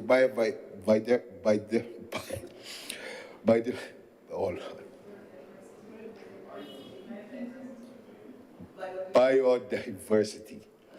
Wow, talking too fast. But he spoke eloquently about a lot of it. And I'm sure that for those persons who would listen would be fascinated just as I was in terms of the passion that he brought to the discussion, the knowledge that he was able to share. And it's not that difficult. There are a lot of simple things that every single person can take upon themselves as part of their own contribution to ensuring that this country is a leader in this aspect. Oftentimes, one of the things I find difficult to comprehend when it comes to things like this in particular is that oftentimes a lot of the conversation on the road is all about tourism. People would say, we have to do this to make sure that when the tourists come here, there is good, clean air and there's good organic food for them to eat. And they ask the question, well, what about us? What about ourselves? And this is where I want the general public to begin to think that the things that we're doing, it's not just about tourism, it's not just about trying to attract people to Barbados, but it's about ourselves as to who we are. Imagine if you can cut down your import bills, especially for fruits and vegetables, which, by the way, you don't know what they're being sprayed with, you don't know where they come from, you don't. But you consume them based on the fact that you believe that it's all right. But if you produce your own, you have all the knowledge of how it is grown, what it is treated with. And again, if you have things that are in your environment growing, it means that that is the environment within which they grow, which means that the nutrients in them should be of a much higher value than if you have things coming from other parts of the world that, you know, basically you're enjoying, but not necessarily it will grow in your environment. And all I'm saying is that we have to take this particular issue a lot more serious than we have in the past. And as we continue to talk about the survival of the planet as a whole, the survival of the planet is also the survival of us as a species. And I think oftentimes people don't pay a lot of attention to it, and they continue to do what I consider to be unhelpful practices and expect a different result. But I've always heard that if every day you get up and you do the same thing and expect a different result, that this is obviously a sign of madness. And so if we believe that we can continue to pollute the environment as we do presently, if we continue to believe that the gullies across this island is for old fridges and old beds and all of these kind of things that you see them, you pass and you see them, and you ask yourself, well, what manner of man could do such a thing? The gullies in themselves have medicinal plants. The gullies of themselves, good place with a lots of oxygen. If you go for a hike, as people do, and you walk through, oxygen is good for you. I mean, we live, and I've said this on a number of occasions, but I'm going to say in this particular setting, I believe, and I would challenge anybody anywhere in the world on this. We live in a paradise.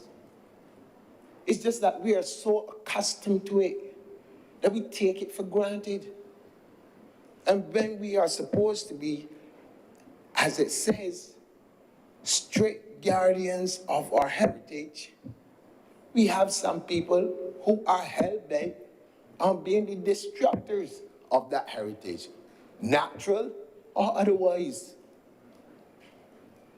And I believe that, as was mentioned earlier again, the conversation with the public on this particular issue has to be consistent. The messaging has to be consistent.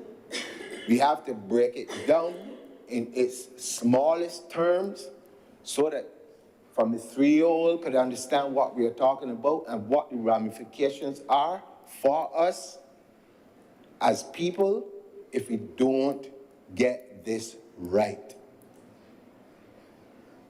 And unfortunately, we live in a world today that somehow tells people that you can buy your way out of every problem. But this is one that you cannot buy your way out of it. You have to contribute to it. And I just wanted to take this opportunity to say to my fellow Barbadians, this issue is very serious. It is also very important to our own survival. It has ramifications for food security. It has, again, to go back to tourism, it has ramifications for tourism and money earning. And when you really start to look at it, we have, in my mind, a number of persons on island. When we talk about, and I listen again very carefully when we talk about natural therapies and different things like that, and oftentimes we as, I don't say it plain, we as Black people often think that the things that we create sometimes have no value based on the fact that somebody else, somewhere else in the world has developed something else that they want to sell us. And we believe, therefore, that what the things that we know and the things that we do have no value. I dare say to tell you today, Mr. President, that natural medicines might not be able to cure every possible thing, because as man delves more into various things, he learns more, he creates more. But they do have a place, and have always had a place with our ancestors, others who didn't have the capacity at the time to use other things. So if you're going to tell me that the things that they used and cured themselves in that time has no value because time has passed, then I have to ask the question, then where do these things come from? Because as far as I know, all the materials that people use to make medicines and whatever else come from the planet. Unless there's something that I don't know, that people actually go out of space and get things and bring back, then somebody will have to enlighten me on that. But all the things are here on the planet that you use. However you use them in whatever amounts or whatever, that's another story. But all the things are here. And I'm saying that we must put ourselves in a position where we are confident about the things that we have in Barbados and that we can make the best use of them using the skills and the expertise of the people who reside on this island. And so, again, I just want to lend my support to this. I see this as being very, very important. As has been said in here on a number of occasions, some of the things that we're doing are not as sexy as some of the other things that people like to get on call-in programs and talk about and whatever else. But sometimes you have to stop and think, okay, but this is nothing that I could quarrel about today. So this didn't really make much sense, but it does. It makes a lot of sense, and it is important that we even begin the messaging and the education or re-education on things like this in our primary schools, secondary schools, to ensure that we do not make the same mistakes that we have made in the past where it comes to dealing with this particular issue. And so with those few words, Mr. President, I am obliged to you. Thank you very much, Senator King. Senator Hewitt.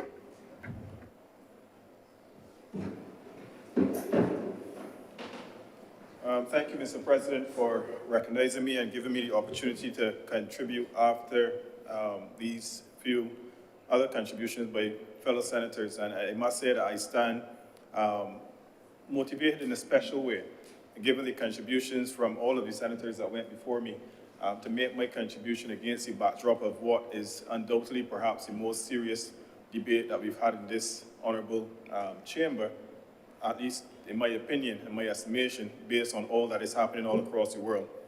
I want to also begin, as I usually do, not as my trademark, but to reflect on a bit of history and give some context to this whole topic of biodiversity.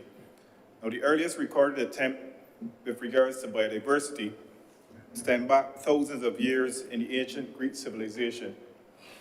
In fact, it focused heavily on the Greek philosopher Aristotle, who observed many different species, observed their morphology, behavior, and also their physiologies.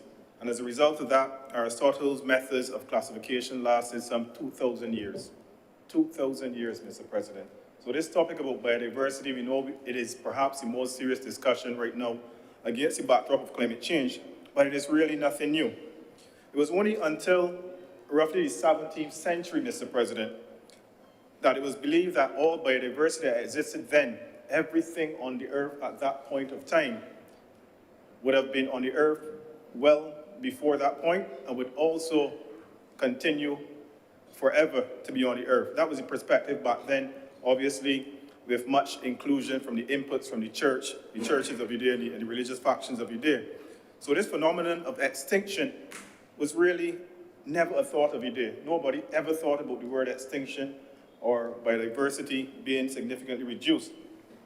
But we exist in a world today, Mr. President, and a country today that faces a far different reality, where the threat of extinction is very real, and where the decline and disappearance of various species comes as a natural statistical inference for future reference as well. Whether it be the disappearance, and I have a few things here to mention, a few examples, the disappearance of the paradise parrot, once famous in Australia, the passenger pigeon, known to North America, the Tasmanian tiger, the Sicilian wolf, the Japanese sea lion, known to Japan and the Korean peninsula, or the golden toad, much closer to home in Costa Rica. Most of these went extinct as a result of a combination of annual burning in some cases, very native flora would have disappeared as well, and also massive culling and game shooting in terms of exploiting some of these animals for their meats as well. Now, the list is extensive, Mr. President, and based on all indicators and based on everything that is happening across the world today, the list will continue to extend. Things will get worse if we continue on this business as usual approach with respect to how we treat the biodiversity. But don't take my word for it.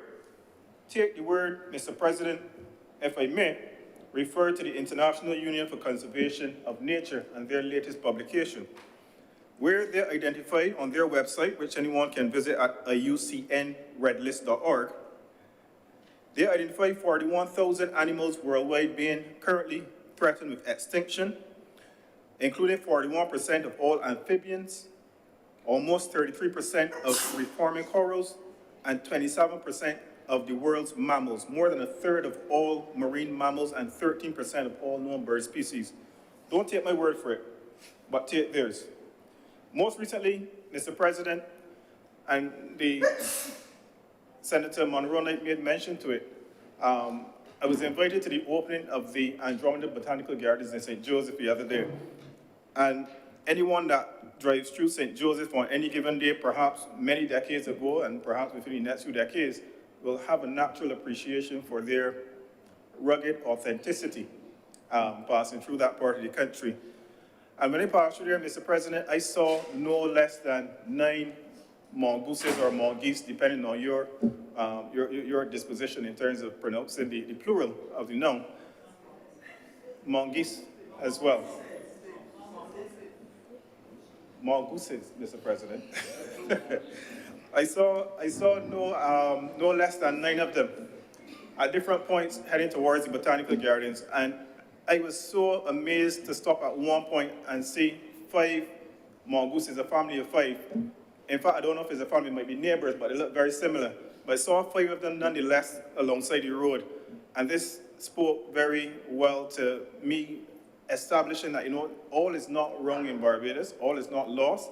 There is a sign of hope in Barbados, but we need to get it right. And the reason why I focus on them, and I understand that they're not indigenous to Barbados. They were introduced back in the 1870s when we had issues with the rats in the cane fields. And I know they're not indigenous, but they have become part of our biodiversity in Barbados. And in most instances where you see these mongooses, you are likely not to see an influx of rats. You're likely not to see a significant influx of the African snail. You're likely not to see an influx of centipedes near to the mongooses. You might still see centipedes nonetheless. But you can be rest assured that this has become a part of the biodiversity of Barbados. That is the animal species. But biodiversity also speaks to the plant species, and they're also invasive plant species. And in particular tribute to the Minister of Environment, I would recognize that we have an invasive species here that is well placed at many residences and commercial properties across Barbados, but it's controlled. It's called the MacArthur palm. And a tribute to the Minister of Environment because he loves the Latin term for these. It is also referred to as the Trichosperma macathuri as well. And I'm saying that, Mr. President, to say that invasive species, yes, they are a threat to other indigenous or local species, but they can be integrated within the ecosystem to perform specific roles. There are not many plants, that have the roots similar to the MacArthur palm that can hold the soil together. I mean, we could talk about the blade grass or the cane grass and stuff, but they don't do as good a job as keeping the soil together as that invasive species. But they must be controlled.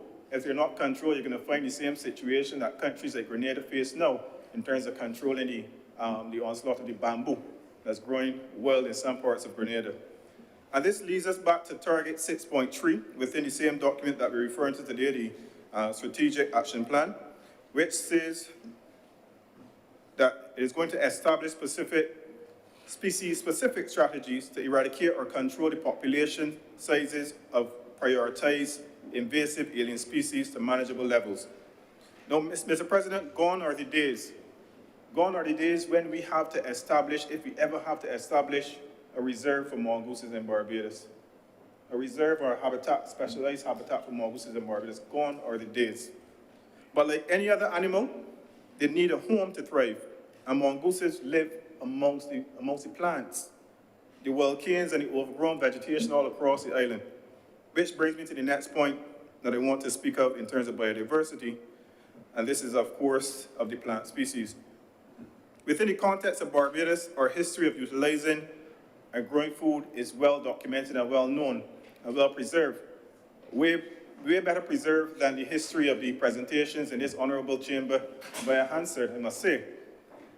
For centuries, we've been depending on our plants to sustain most of everything we do. And I must say, Mr. President, that we live in a world today where there's a significant disconnect between the food on our tables and biodiversity. There's a significant disconnect between how we get what we eat, where they're sourced from, what is the process behind cultivating them, what is the process behind growing them. There's just a lot of knowledge, but ignorance because it is not presented in the right format, because there's no idea as to where to source these particular aspects of our culture.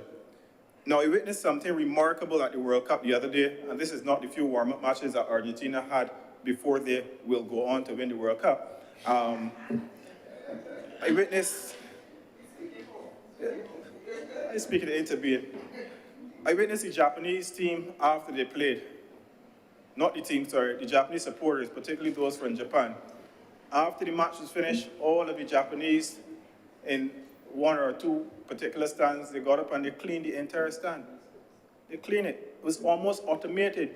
I could have sworn somebody back in Tokyo pressed the button, everybody just got up like robots and start picking up everything.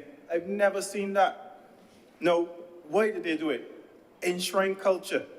Enshrine culture, Mr. President, from a young age when they're 3 and 4 years old, in what we would have as the equivalent of primary school. That is something that they do at every break session, maybe 3 times throughout the day at school. They get up and they clean the desk, they clean all around as well, they do sweeping and stuff. Not the teachers, no maids at the school. That is culture. And I say that against the backdrop of what we need to do. We need to enshrine culture into our people, into the youth as well in particular. Panadol multi-symptom now is the Cersei bush of yesterday. Milk of magnesia now is the, many persons don't know it, is the fizzy, no, you ever heard of the fizzy nut? Yeah, is the fizzy nut of yesterday. The imported and processed multivitamin supplements are now the moringa leaves of yesterday, which are now making a comeback. Yeah? And then we can speak about other things like bok and like sprays that persons utilize around their houses, as opposed to pinching a soursop tree and putting leaf by the door or by the window, as opposed to planting thyme inside the pot and putting it outside the door. And everyone knows, well, many people know that mosquitoes, they totally dislike the scent of these particular plants. And we can go on marjoram, there's marigold, the citronella grass as well, many different things. Biodiversity, yeah?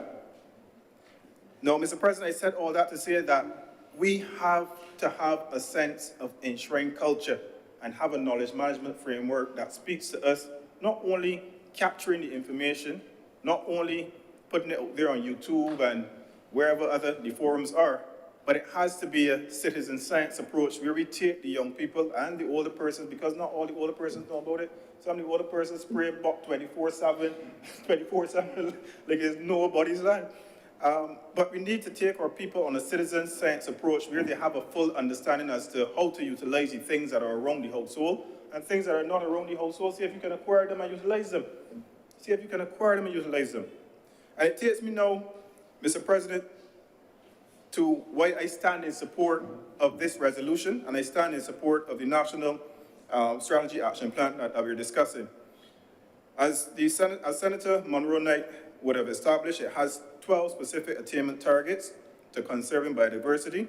I won't go through all of them in particular, but I want to kind of focus on targets 1 and 2. Target 1 focus, as Senator Monroe Knight quite eloquently discuss, awareness and educational programs. It speaks about conducting knowledge surveys. And whereas it did not go into much specifics, I suspect that the knowledge survey is really a knowledge, awareness, and perspective survey, because we just don't want a knowledge survey. We want to have a comparative analysis as to what you know today relative to what you know after the awareness interventions have been made as well.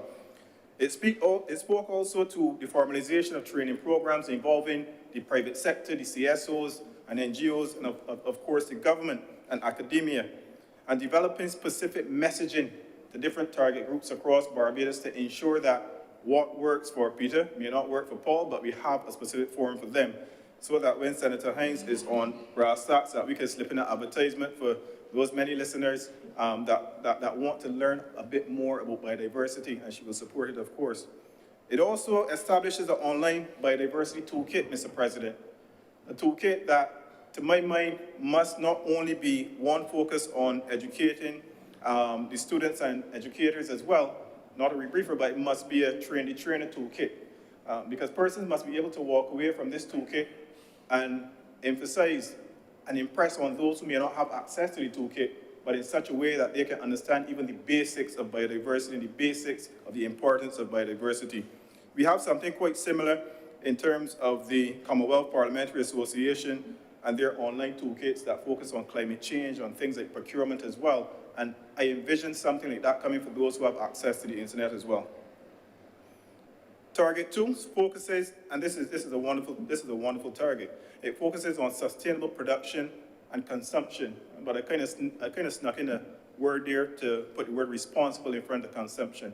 Sustainable production and responsible consumption.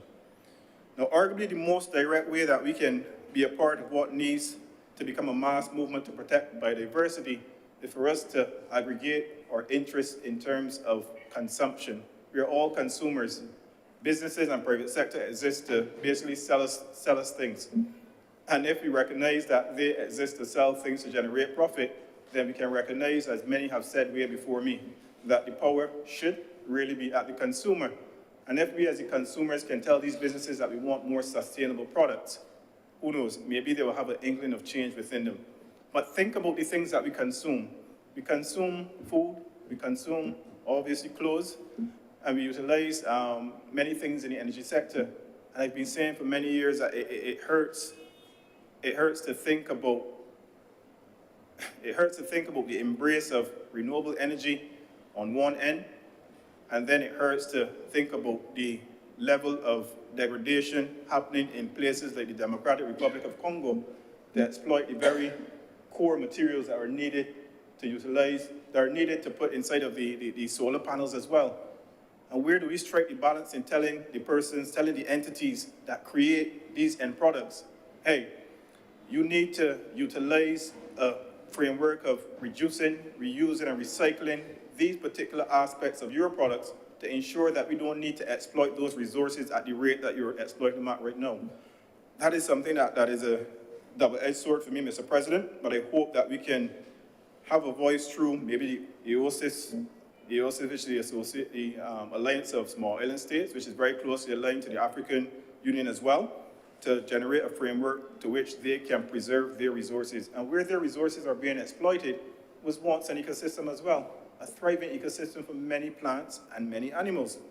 So we have to ask ourselves these two questions as consumers when we go to the supermarkets or when we try to order something from Amazon or online. Where does it come from? And how does its production affect biodiversity and sustainability of resources from which the same product is derived? Let's think about that for a minute. Where does it come from? Well, Mr. President, we really cannot afford anymore to see our consumption patterns as expenditure. We have to see our consumption patterns as investments in sustainability. It means, therefore, that when any Christmas season is coming, some of us could consider, rather than using the disposable cloths to clean the windows, use an old rag, use an old shirt, wash it and reuse it again, so that we don't have to necessarily add to the litter within the dump, but at the same time, it does not put the pressure on the producers of those end products to recognize the demand based on everything you're throwing out, to go back through the production cycle and exploit some resource far off or nearby and destroy ecosystems as well. That is the connection that we have to make, Mr. President.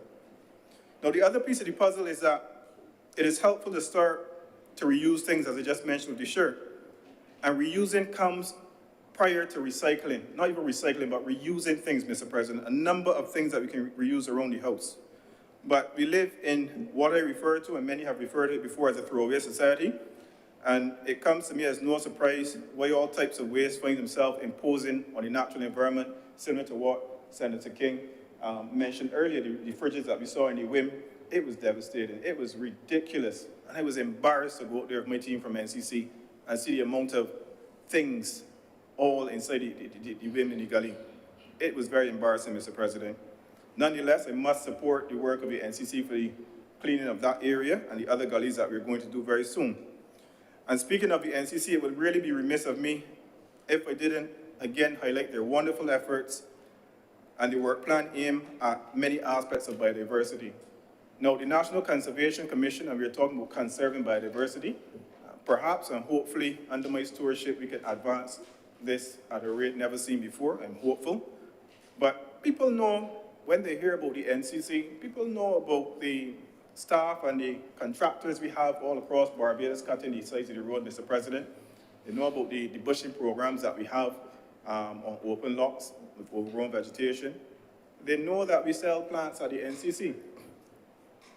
But people may not know that we are perhaps at the forefront of preserving many types of biodiversity, particularly the plants, the flora, in Barbados that many other entities in Barbados can't do. We have at the National Conservation Commission a containerized 40-foot container which really and truthfully allows us to control the environment at any given time and grow plants at a far faster rate than the natural environment if you put them in an external nursery. It means that we have control of the exposure to sunlight within a container. We have control of the moisture levels, humidity. We have control, Mr. President, of many various aspects within that environment and that container.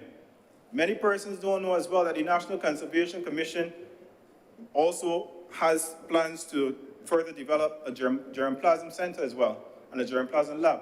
Because whereas the grow house container focuses on the quantity, the other aspect of biodiversity is really the quality of the species. So you can produce an abundance of one species, but if the climate is changing, there's nothing that that species can do to combat the rising sea levels, to combat the rising temperatures, and all of them would die. What it means now is that you have to look at the genetic functions, the genetic structure of those species, and this is where the germplasm center comes in. It allows us to fine-tune, assess, tweak, and refine the different plants to ensure that as the climate variability occurs, whether it be too high or too low in terms of the temperatures, that the plants can survive what is to come. And it is against that backdrop, Mr. President, that I find it quite interesting that we face a scenario where entities in Barbados are importing thousands of poinsettia for the Christmas season. Poinsettia is a plant that's really very, very closely related to the cassava as well. When we have the capacity to meet and surpass demand here in Barbados and save foreign exchange. And I'm not knocking the private entities that are doing so, I'm just saying that we need to step up to the plate. I'm telling myself as the chairman of the National Conservation Commission, all things being constant, next year this time, we should not be going through the same process of having persons import poinsettia in Barbados to enjoy the festive season as well. So, Mr. President, I also want to say that within the context of biodiversity, there's a lot that has been said before by my colleagues. There's a lot that will be said. I hope to hear from the other senators.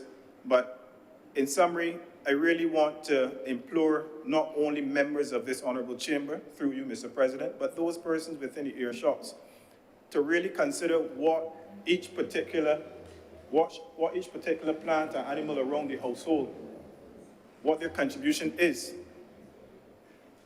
Consider them.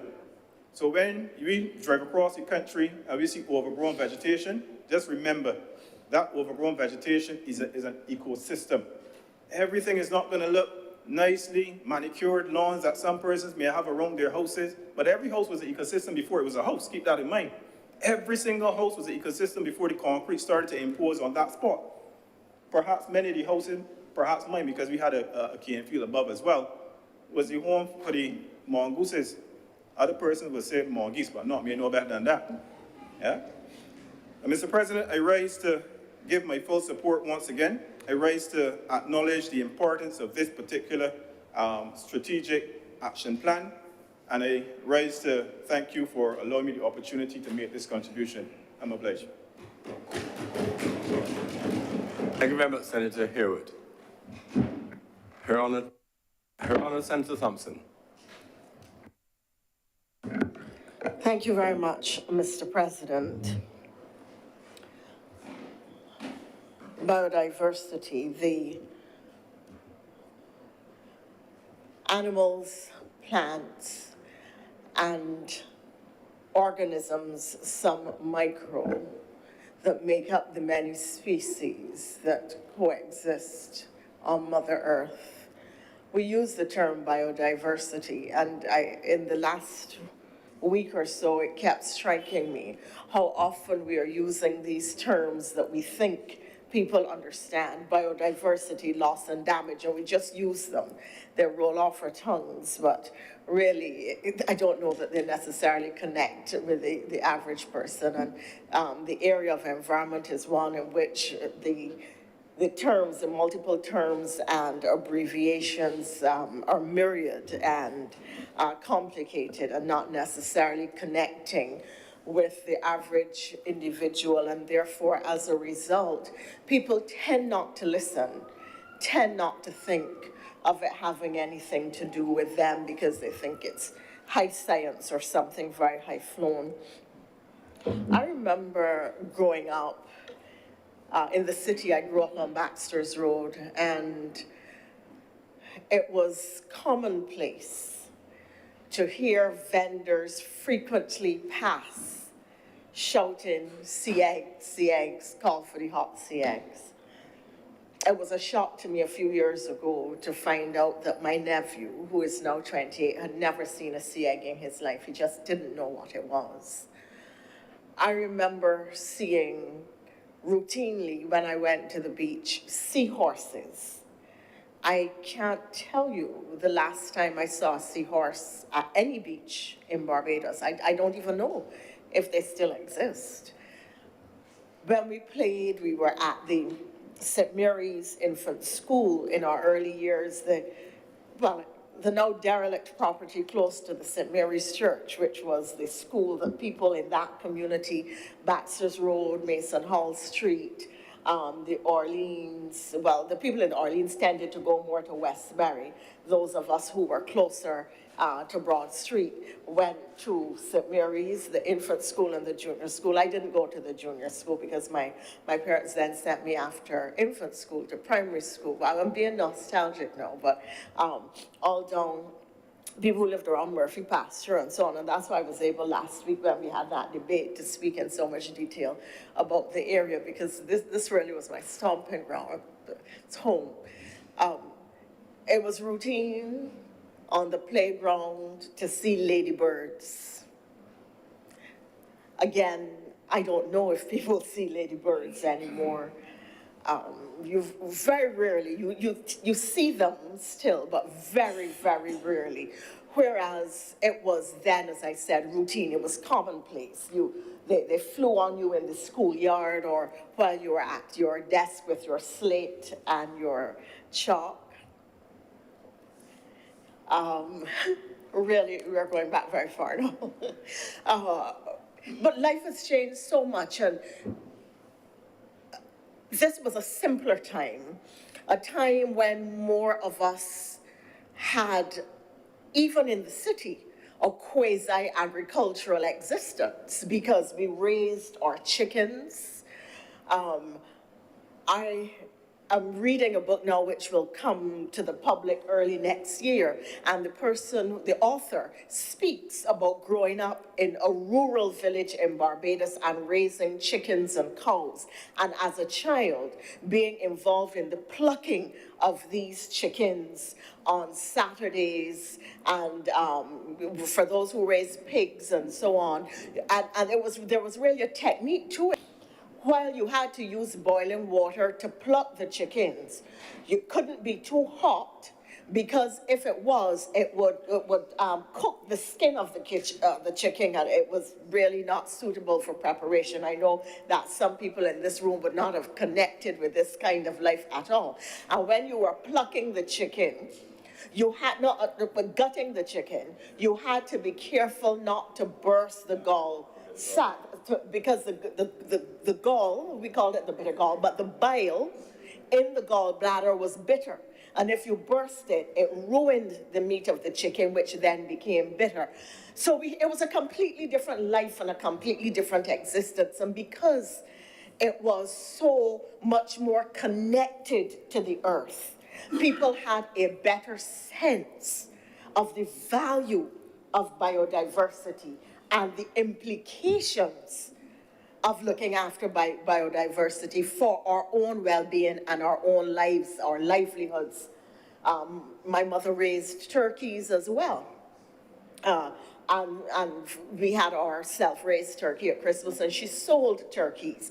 And in addition to various types of foods, Senator Hewitt was speaking about the herbs and so on, but there was a grass called parsley. It is now used in high-end restaurants as part of the microgreens that you have in salads, and it is extremely expensive, but it used to grow, and dogs would pass and urinate on it, or chickens would pick it, and so, but my mother used to pick this parsley, which grew on a lot next door to us, and give it to the turkeys, and she said it was very good for the turkeys. Now they're giving it to human beings in high-end restaurants and asking you to pay figures with a lot of knots behind it for it. it's a spinach. I am being guided by Senator Dr. Maynard that it is a form of spinach. Well, Senator Dr. Monroe Knight spoke about spinach, and then too, spinach, which we now buy in packages from New York, was from the United States, coming out of California and so on, was routinely grown on people's backyard vines and backyards and palings, and you would pick your spinach. I still have spinach growing on my fence, and if you come to my house for lunch and you have spinach, chances are that it came off of my fence, and I step out of the yard, pick it, and I have the plain spinach and I have the purple leaf spinach. But all of this nostalgia really speaks not to where we were, but to where we need to go in terms of food security, in terms of understanding and valuing plants and animals. The average person might ask, why is this biodiversity thing important to me? It's important because bees pollinate other plants. They're important for our food supply. But just as there can be a positive impact from caring or not caring, from caring for our biodiversity, for being mindful of our biodiversity, when we act in ways that harm our plants and animals, there are consequences. The Black Death, the plague of the late 14th century, spread across the known world as it was then, and killed perhaps 75 million people, not necessarily 75% of the population. Tremendous amount of death. And what started the Black Plague? Fleas on rats, traveling on ships, merchant ships, across trading routes. 6.6 million people have died from COVID-19. Research tells us, although some people believe that this was a lab leak, but research tells us that the disease is connected to bats. We cannot live on a space with other species, whether these are animal species or plant species, and ignore their impact for our lives, and treat these species of having no value or no connection to ourselves. And therefore, I want to congratulate the minister, the officials of the Ministry of Environment and others which would have been engaged in this process of bringing what is only Barbados's second ever National Biodiversity Action Plan and Strategy. It is disappointing to me that having been the minister who brought Barbados's first Biodiversity Action Plan and Strategy 20 years ago, that it took all that time for something as important as this to find development and lane in this parliament. And in a previous speech in here, Mr. President, I made the point that the work of government isn't always sexy, but there are things that are important and essential that require the attention of ministers. You don't get applause in the public domain for them, but they are essential to our development and to elements of our governance, and our governance of this ecosystem in which we live is extremely important.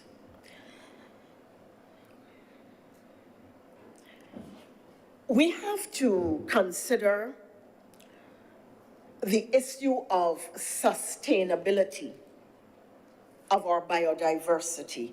I started to look at, and I want to share with the House how severe this problem of biodiversity loss is. I spoke about it in the context of seahorses and ladybirds and other species here in Barbados, but it is now estimated, and this is, I'm trying to find the report, the 2019 Global Assessment Report on Biodiversity and Ecosystem Services, which was developed by 145 experts over a 3-year process, estimates that since 1900, 20% of global biodiversity has been lost. 20%. That's 680 vertebrate species, 9% of domesticated mammals, which were bred for food, are now extinct. And since 2016, a further 1,000 other species have been threatened. And on the red list of threatened species are 4,100 animals, 33% of corals, a third of marine mammals, 13% of birds, and 41% of amphibians. This has implications not just for nature lovers, but when you hear that 33% of corals are threatened, this has serious implications for island states, because coral beds are important spaces for the habitat of many species of fish, which we eat as part of our diet, which fishermen catch to sell to us. If we can't get these species, and we already know, in my youth, flying fish used to cost maybe, I don't know, $5 a hundred. You used to get so many flying fish, you could go with a wash pan or a wash basin, and it would be filled with flying fish. And often, the flying fish vendors and the sea egg vendors came up the road shouting at the same time or soon after one another, and you could take your pick of whether you wanted the sea eggs or whether you wanted the flying fish. And the flying fish were big. They were what we call now guineamen, big flying fish. And you would get so many of them that you would roast them. The way people roasted breadfruits. You cannot now afford to roast a flying fish because a flying fish got served to people. It is so expensive. And they are expensive because they are scarce. And any commodity that is scarce, the market demands a higher price. Imagine that now happening. Same thing with sea eggs. Sea eggs have become very expensive. Imagine that happening now when you can get them legally. Imagine that now happening with snappers. Imagine it happening with pot fish. Imagine it happening with many of the species of fish which we routinely consume. And really, this is what we are looking at when the statistics tell us that 33% of corals are in danger, because this is where the pot fish tend to be found, in certain areas in and around reefing structures. Coral reefs also act as a major, and I have to thank, I'm seeing Senator Nurse looking at me, but I have to thank his brothers, two of whom were my PSs, and from whom I learned a great deal. So I wish to acknowledge that even as I sit with him in this chamber. Coral reefs are important in the ecosystem for protecting the coastlines of islands. They act as buffers to the wave systems that come toward the beach. They help to nourish our beaches. If 33% of our coral reefs are in danger, then by extension, not just is our fish stocks threatened, but our beaches are by extension also threatened. I spoke about the marine mammals which are under threat. Those are our food, part of our food supply. We cannot scoff at this in a situation where previously we thought that it was easy to import, when we now know that whether pandemics or wars affect and disrupt supply chains, result in inflation, make it difficult for us to get things that were commonly on the shelves in the supermarkets. It is a caution to us that we must grow our own food, that we must protect our animal and fish stocks, that we must go back to some element of backyard and personal farming, whether you only grow a cabbage or whether you put some spinach on your paling or your fence. Things to help to nourish your family, to cut your personal food bill, and to ensure that our food import bill, which is extremely high, is reduced. And I've given the figure here in this Parliament before. 1 million animal and plant species are under threat or have become extinct. And it means something. There is a consequence for all of us.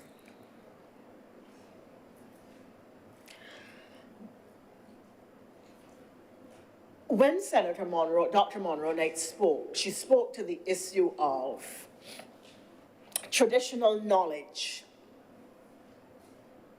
and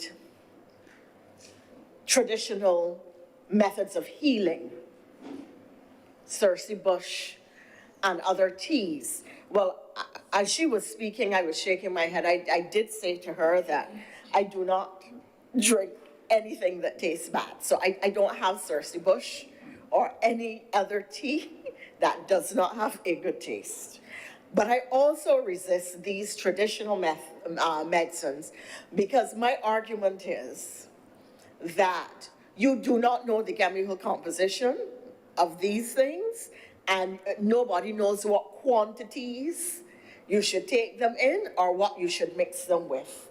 But I acknowledge that there is traditional knowledge that we have not appropriately harnessed and which grandparents are not passing on to grandchildren.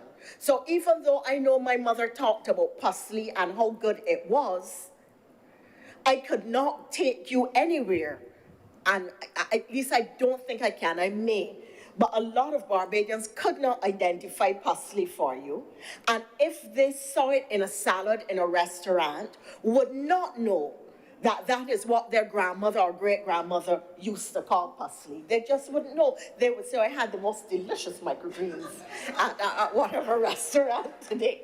They wouldn't know. Yes, this is absolutely delicious. Your grandmother used to eat that, eh? We just didn't know. But this traditional knowledge is important and must be harnessed before it is lost, because it has economic value.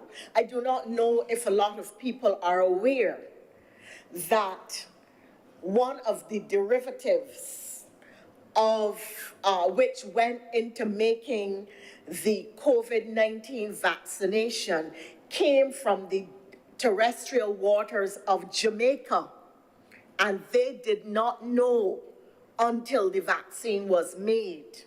And this is why it is important for us to start to become aware of our genetics, or our genetic supply in terms of our biodiversity, what we have, what we don't have, what its economic value is, and what its value is to native populations. Because like Senator King, I believe that we have to deal first with ourselves before we start dealing with external persons.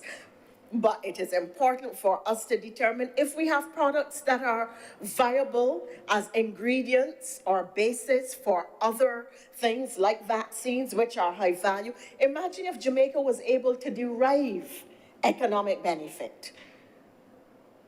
I don't know how many million COVID-19 vaccines have been administered in the world, but if Jamaica was able to get just a fraction of the revenue from that, then they would be significantly better off.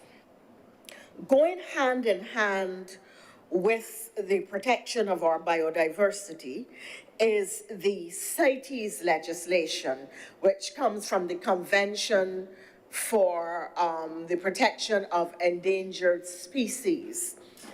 And it is critical, therefore, in addition to knowing our biodiversity, that we are able to identify the native and indigenous species which are under threat or are going extinct, and do our best to protect them. I mean, whether it is the koala bear or the kangaroo or other species that are endemic to other countries, there is a value. People want to go places and see camels or see elephants. They go on safaris.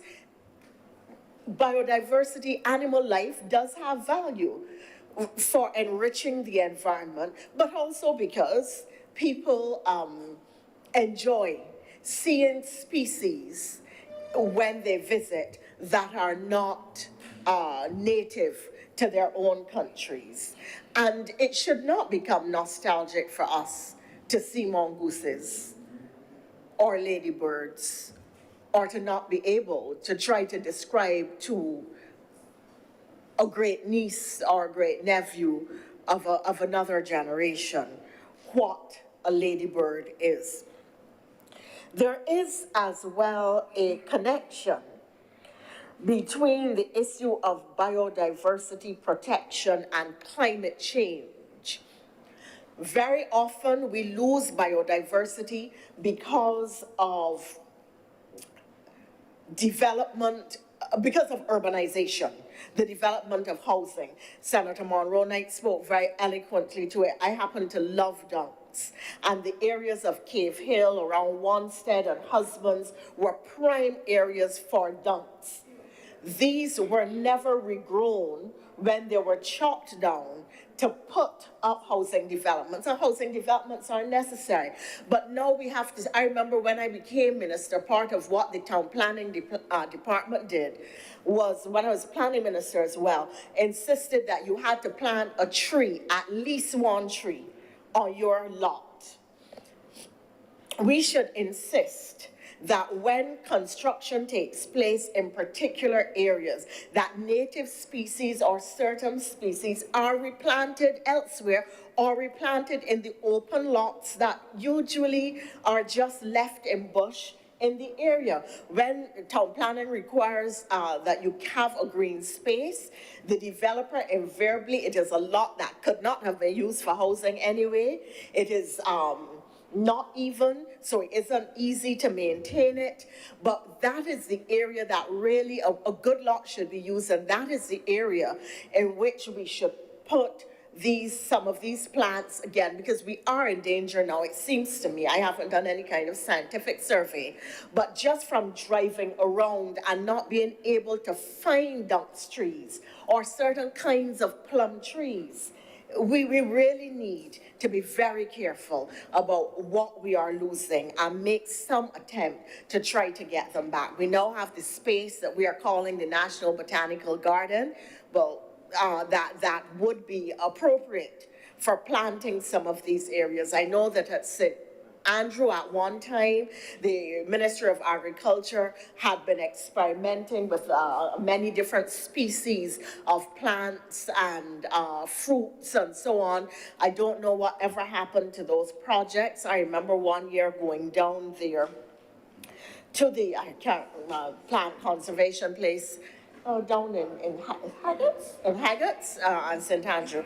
And it was a gift to my husband, actually, and I bought several species of fruit trees and plants so that we could go home and put in our yard. But I don't know that people are doing this anymore. I don't even know if they are still cultivating the varietals of fruit and various crops that they had there at that time. So that in planning our housing, in planning our development, if it is hotel development, I mean, we know that hotels have impacted the mangrove spaces in the country and our mangrove swamps.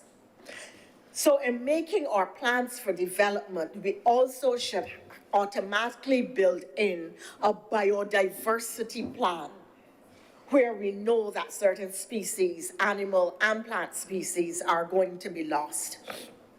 Climate change, apart from urbanization, climate change is also impacting our biodiversity, whether it is the heat, whether, as in the case of the marine environment, it is the sargassum, whether it is changing temperatures of one sort or another, increasingly dry conditions, problems getting access to water, the impacts of climate have also had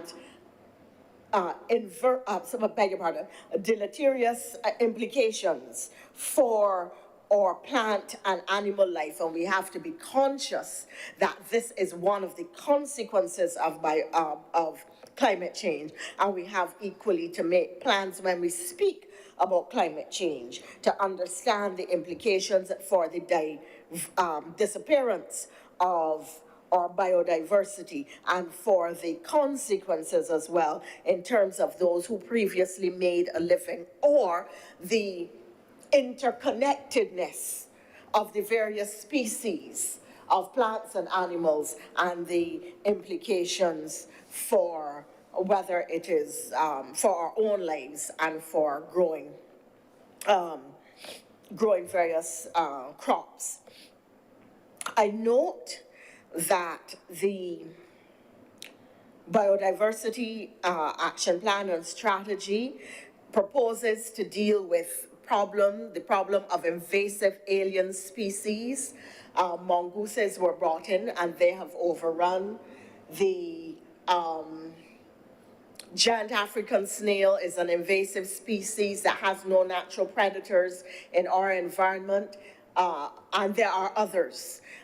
There is a bug which came in, I think, in construction materials, and a lot of persons who would have had pine, for instance, building their kitchen cupboards have had to pull them out completely because the pest is so invasive that it has eaten down or eats down a lot of cupboards and woods and so on. So all of these things are things that we have to be conscious of, and the connection between biodiversity and our construction sector, which is not a link that people make naturally, but which is extremely important in terms of preserving or protecting our biodiversity. The action plan speaks to the issue of coral reefs, and I've indicated why this is important. It also aims to identify and reduce the threats to species, whether animals or plants or microorganisms, and to ecosystems generally. And I think it was Senator Hewitt who made the point that really all of these things together form an ecosystem, an interconnected, interdependent ecosystem, which is important to us as human beings. So it isn't just for the preservation of the earth, which the Lord asks us to do in the Bible, but it really has to do with our own preservation. Critically, the action plan seeks to document scientific knowledge, and I hope that that will include traditional knowledge and traditional practices, which are important, because from the traditional, then you can assess or evaluate the science. But you have to start with the traditional knowledge. The scientists can learn a lot from the old people. I note too that there was some plan around the green monkey and speaking to it in terms of its nuisance capabilities. I don't know if that's well articulated, but you know what I mean. Its impact as a nuisance for the farming sector and for households. People complain that the monkeys can become very aggressive, they interfere with pets. Where I live in rural Barbados, I live in St. Thomas. I not only see mongooses, you cannot live at my house if you are afraid of centipedes, because almost every day at my house I see a centipede. I see centipedes in sizes that I did not even know centipedes used to come in, because really I live in what was old cane ground, which was not farmed for many years. So the biodiversity welcomed me.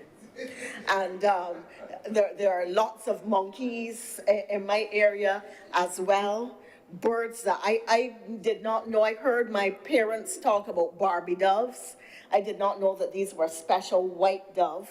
We have them, lots of them. I have bees making with, what do they call them, hives of honey that the people who come and get them say that it's really very rare because of the combination of plants and so around us. So there's great value in this, but we really have to be very careful. And the point that I was making about the green monkeys is that we have to develop an approach to the green monkeys, which is a standalone from the biodiversity action plan. And the reason I say this is because, you know, there are a lot of people out there who not just in Barbados, but outside of Barbados, who place extremely high value on animals of all types. And you can tell them, as people say, until the cows come home, about how much of a nuisance the monkeys are, how they are destroying crops, and so on, and it will make no difference. But at the time when I was health and environment minister, we used to Jean Valou in St. Andrew used to have a project collecting monkeys and sending them overseas for scientific experimentation. And while there was a belief that this added to, but now Walker's Reserve, this added to the scientific knowledge and to the experimentation, which allowed for the development of pharmaceuticals and so on, the lobby against it internationally was tremendous. And I used to receive hundreds of letters every week. There was a campaign, so that when we speak, I know that the action plan speaks to the monkey as a pest and speaks to how it will address this, but this has to be handled very carefully, because while we have one perspective in Barbados born out of our daily experience, there are people who are overseas who will be telling you that the monkey has more value than some Bajans. So we really need to be very, very careful with this. So these are some of the elements which comprise the biodiversity action plan and strategy.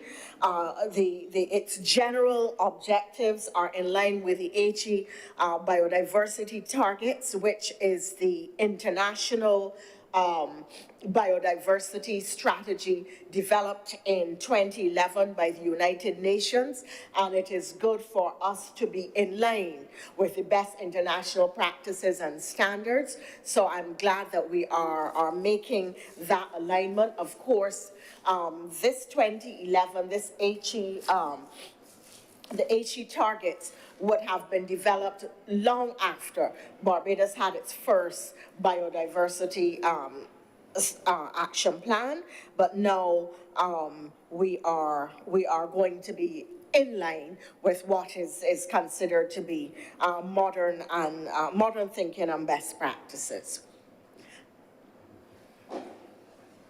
The Bible tells us the earth is the Lord's and the fullness thereof.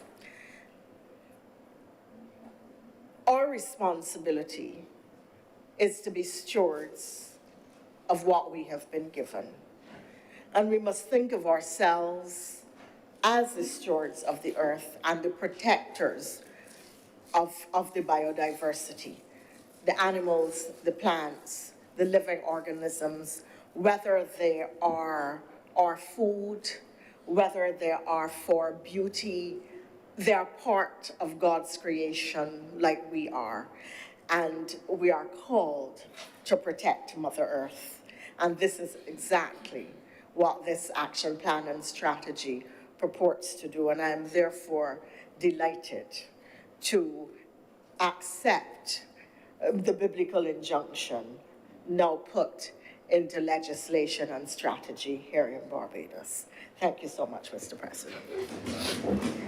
Thank you very much, Your Honor, Senator Thompson. Senator Cummings. Mr. President, I'd like to move the suspension of this sitting of the Senate for 1 hour to resume at 3:25 p.m.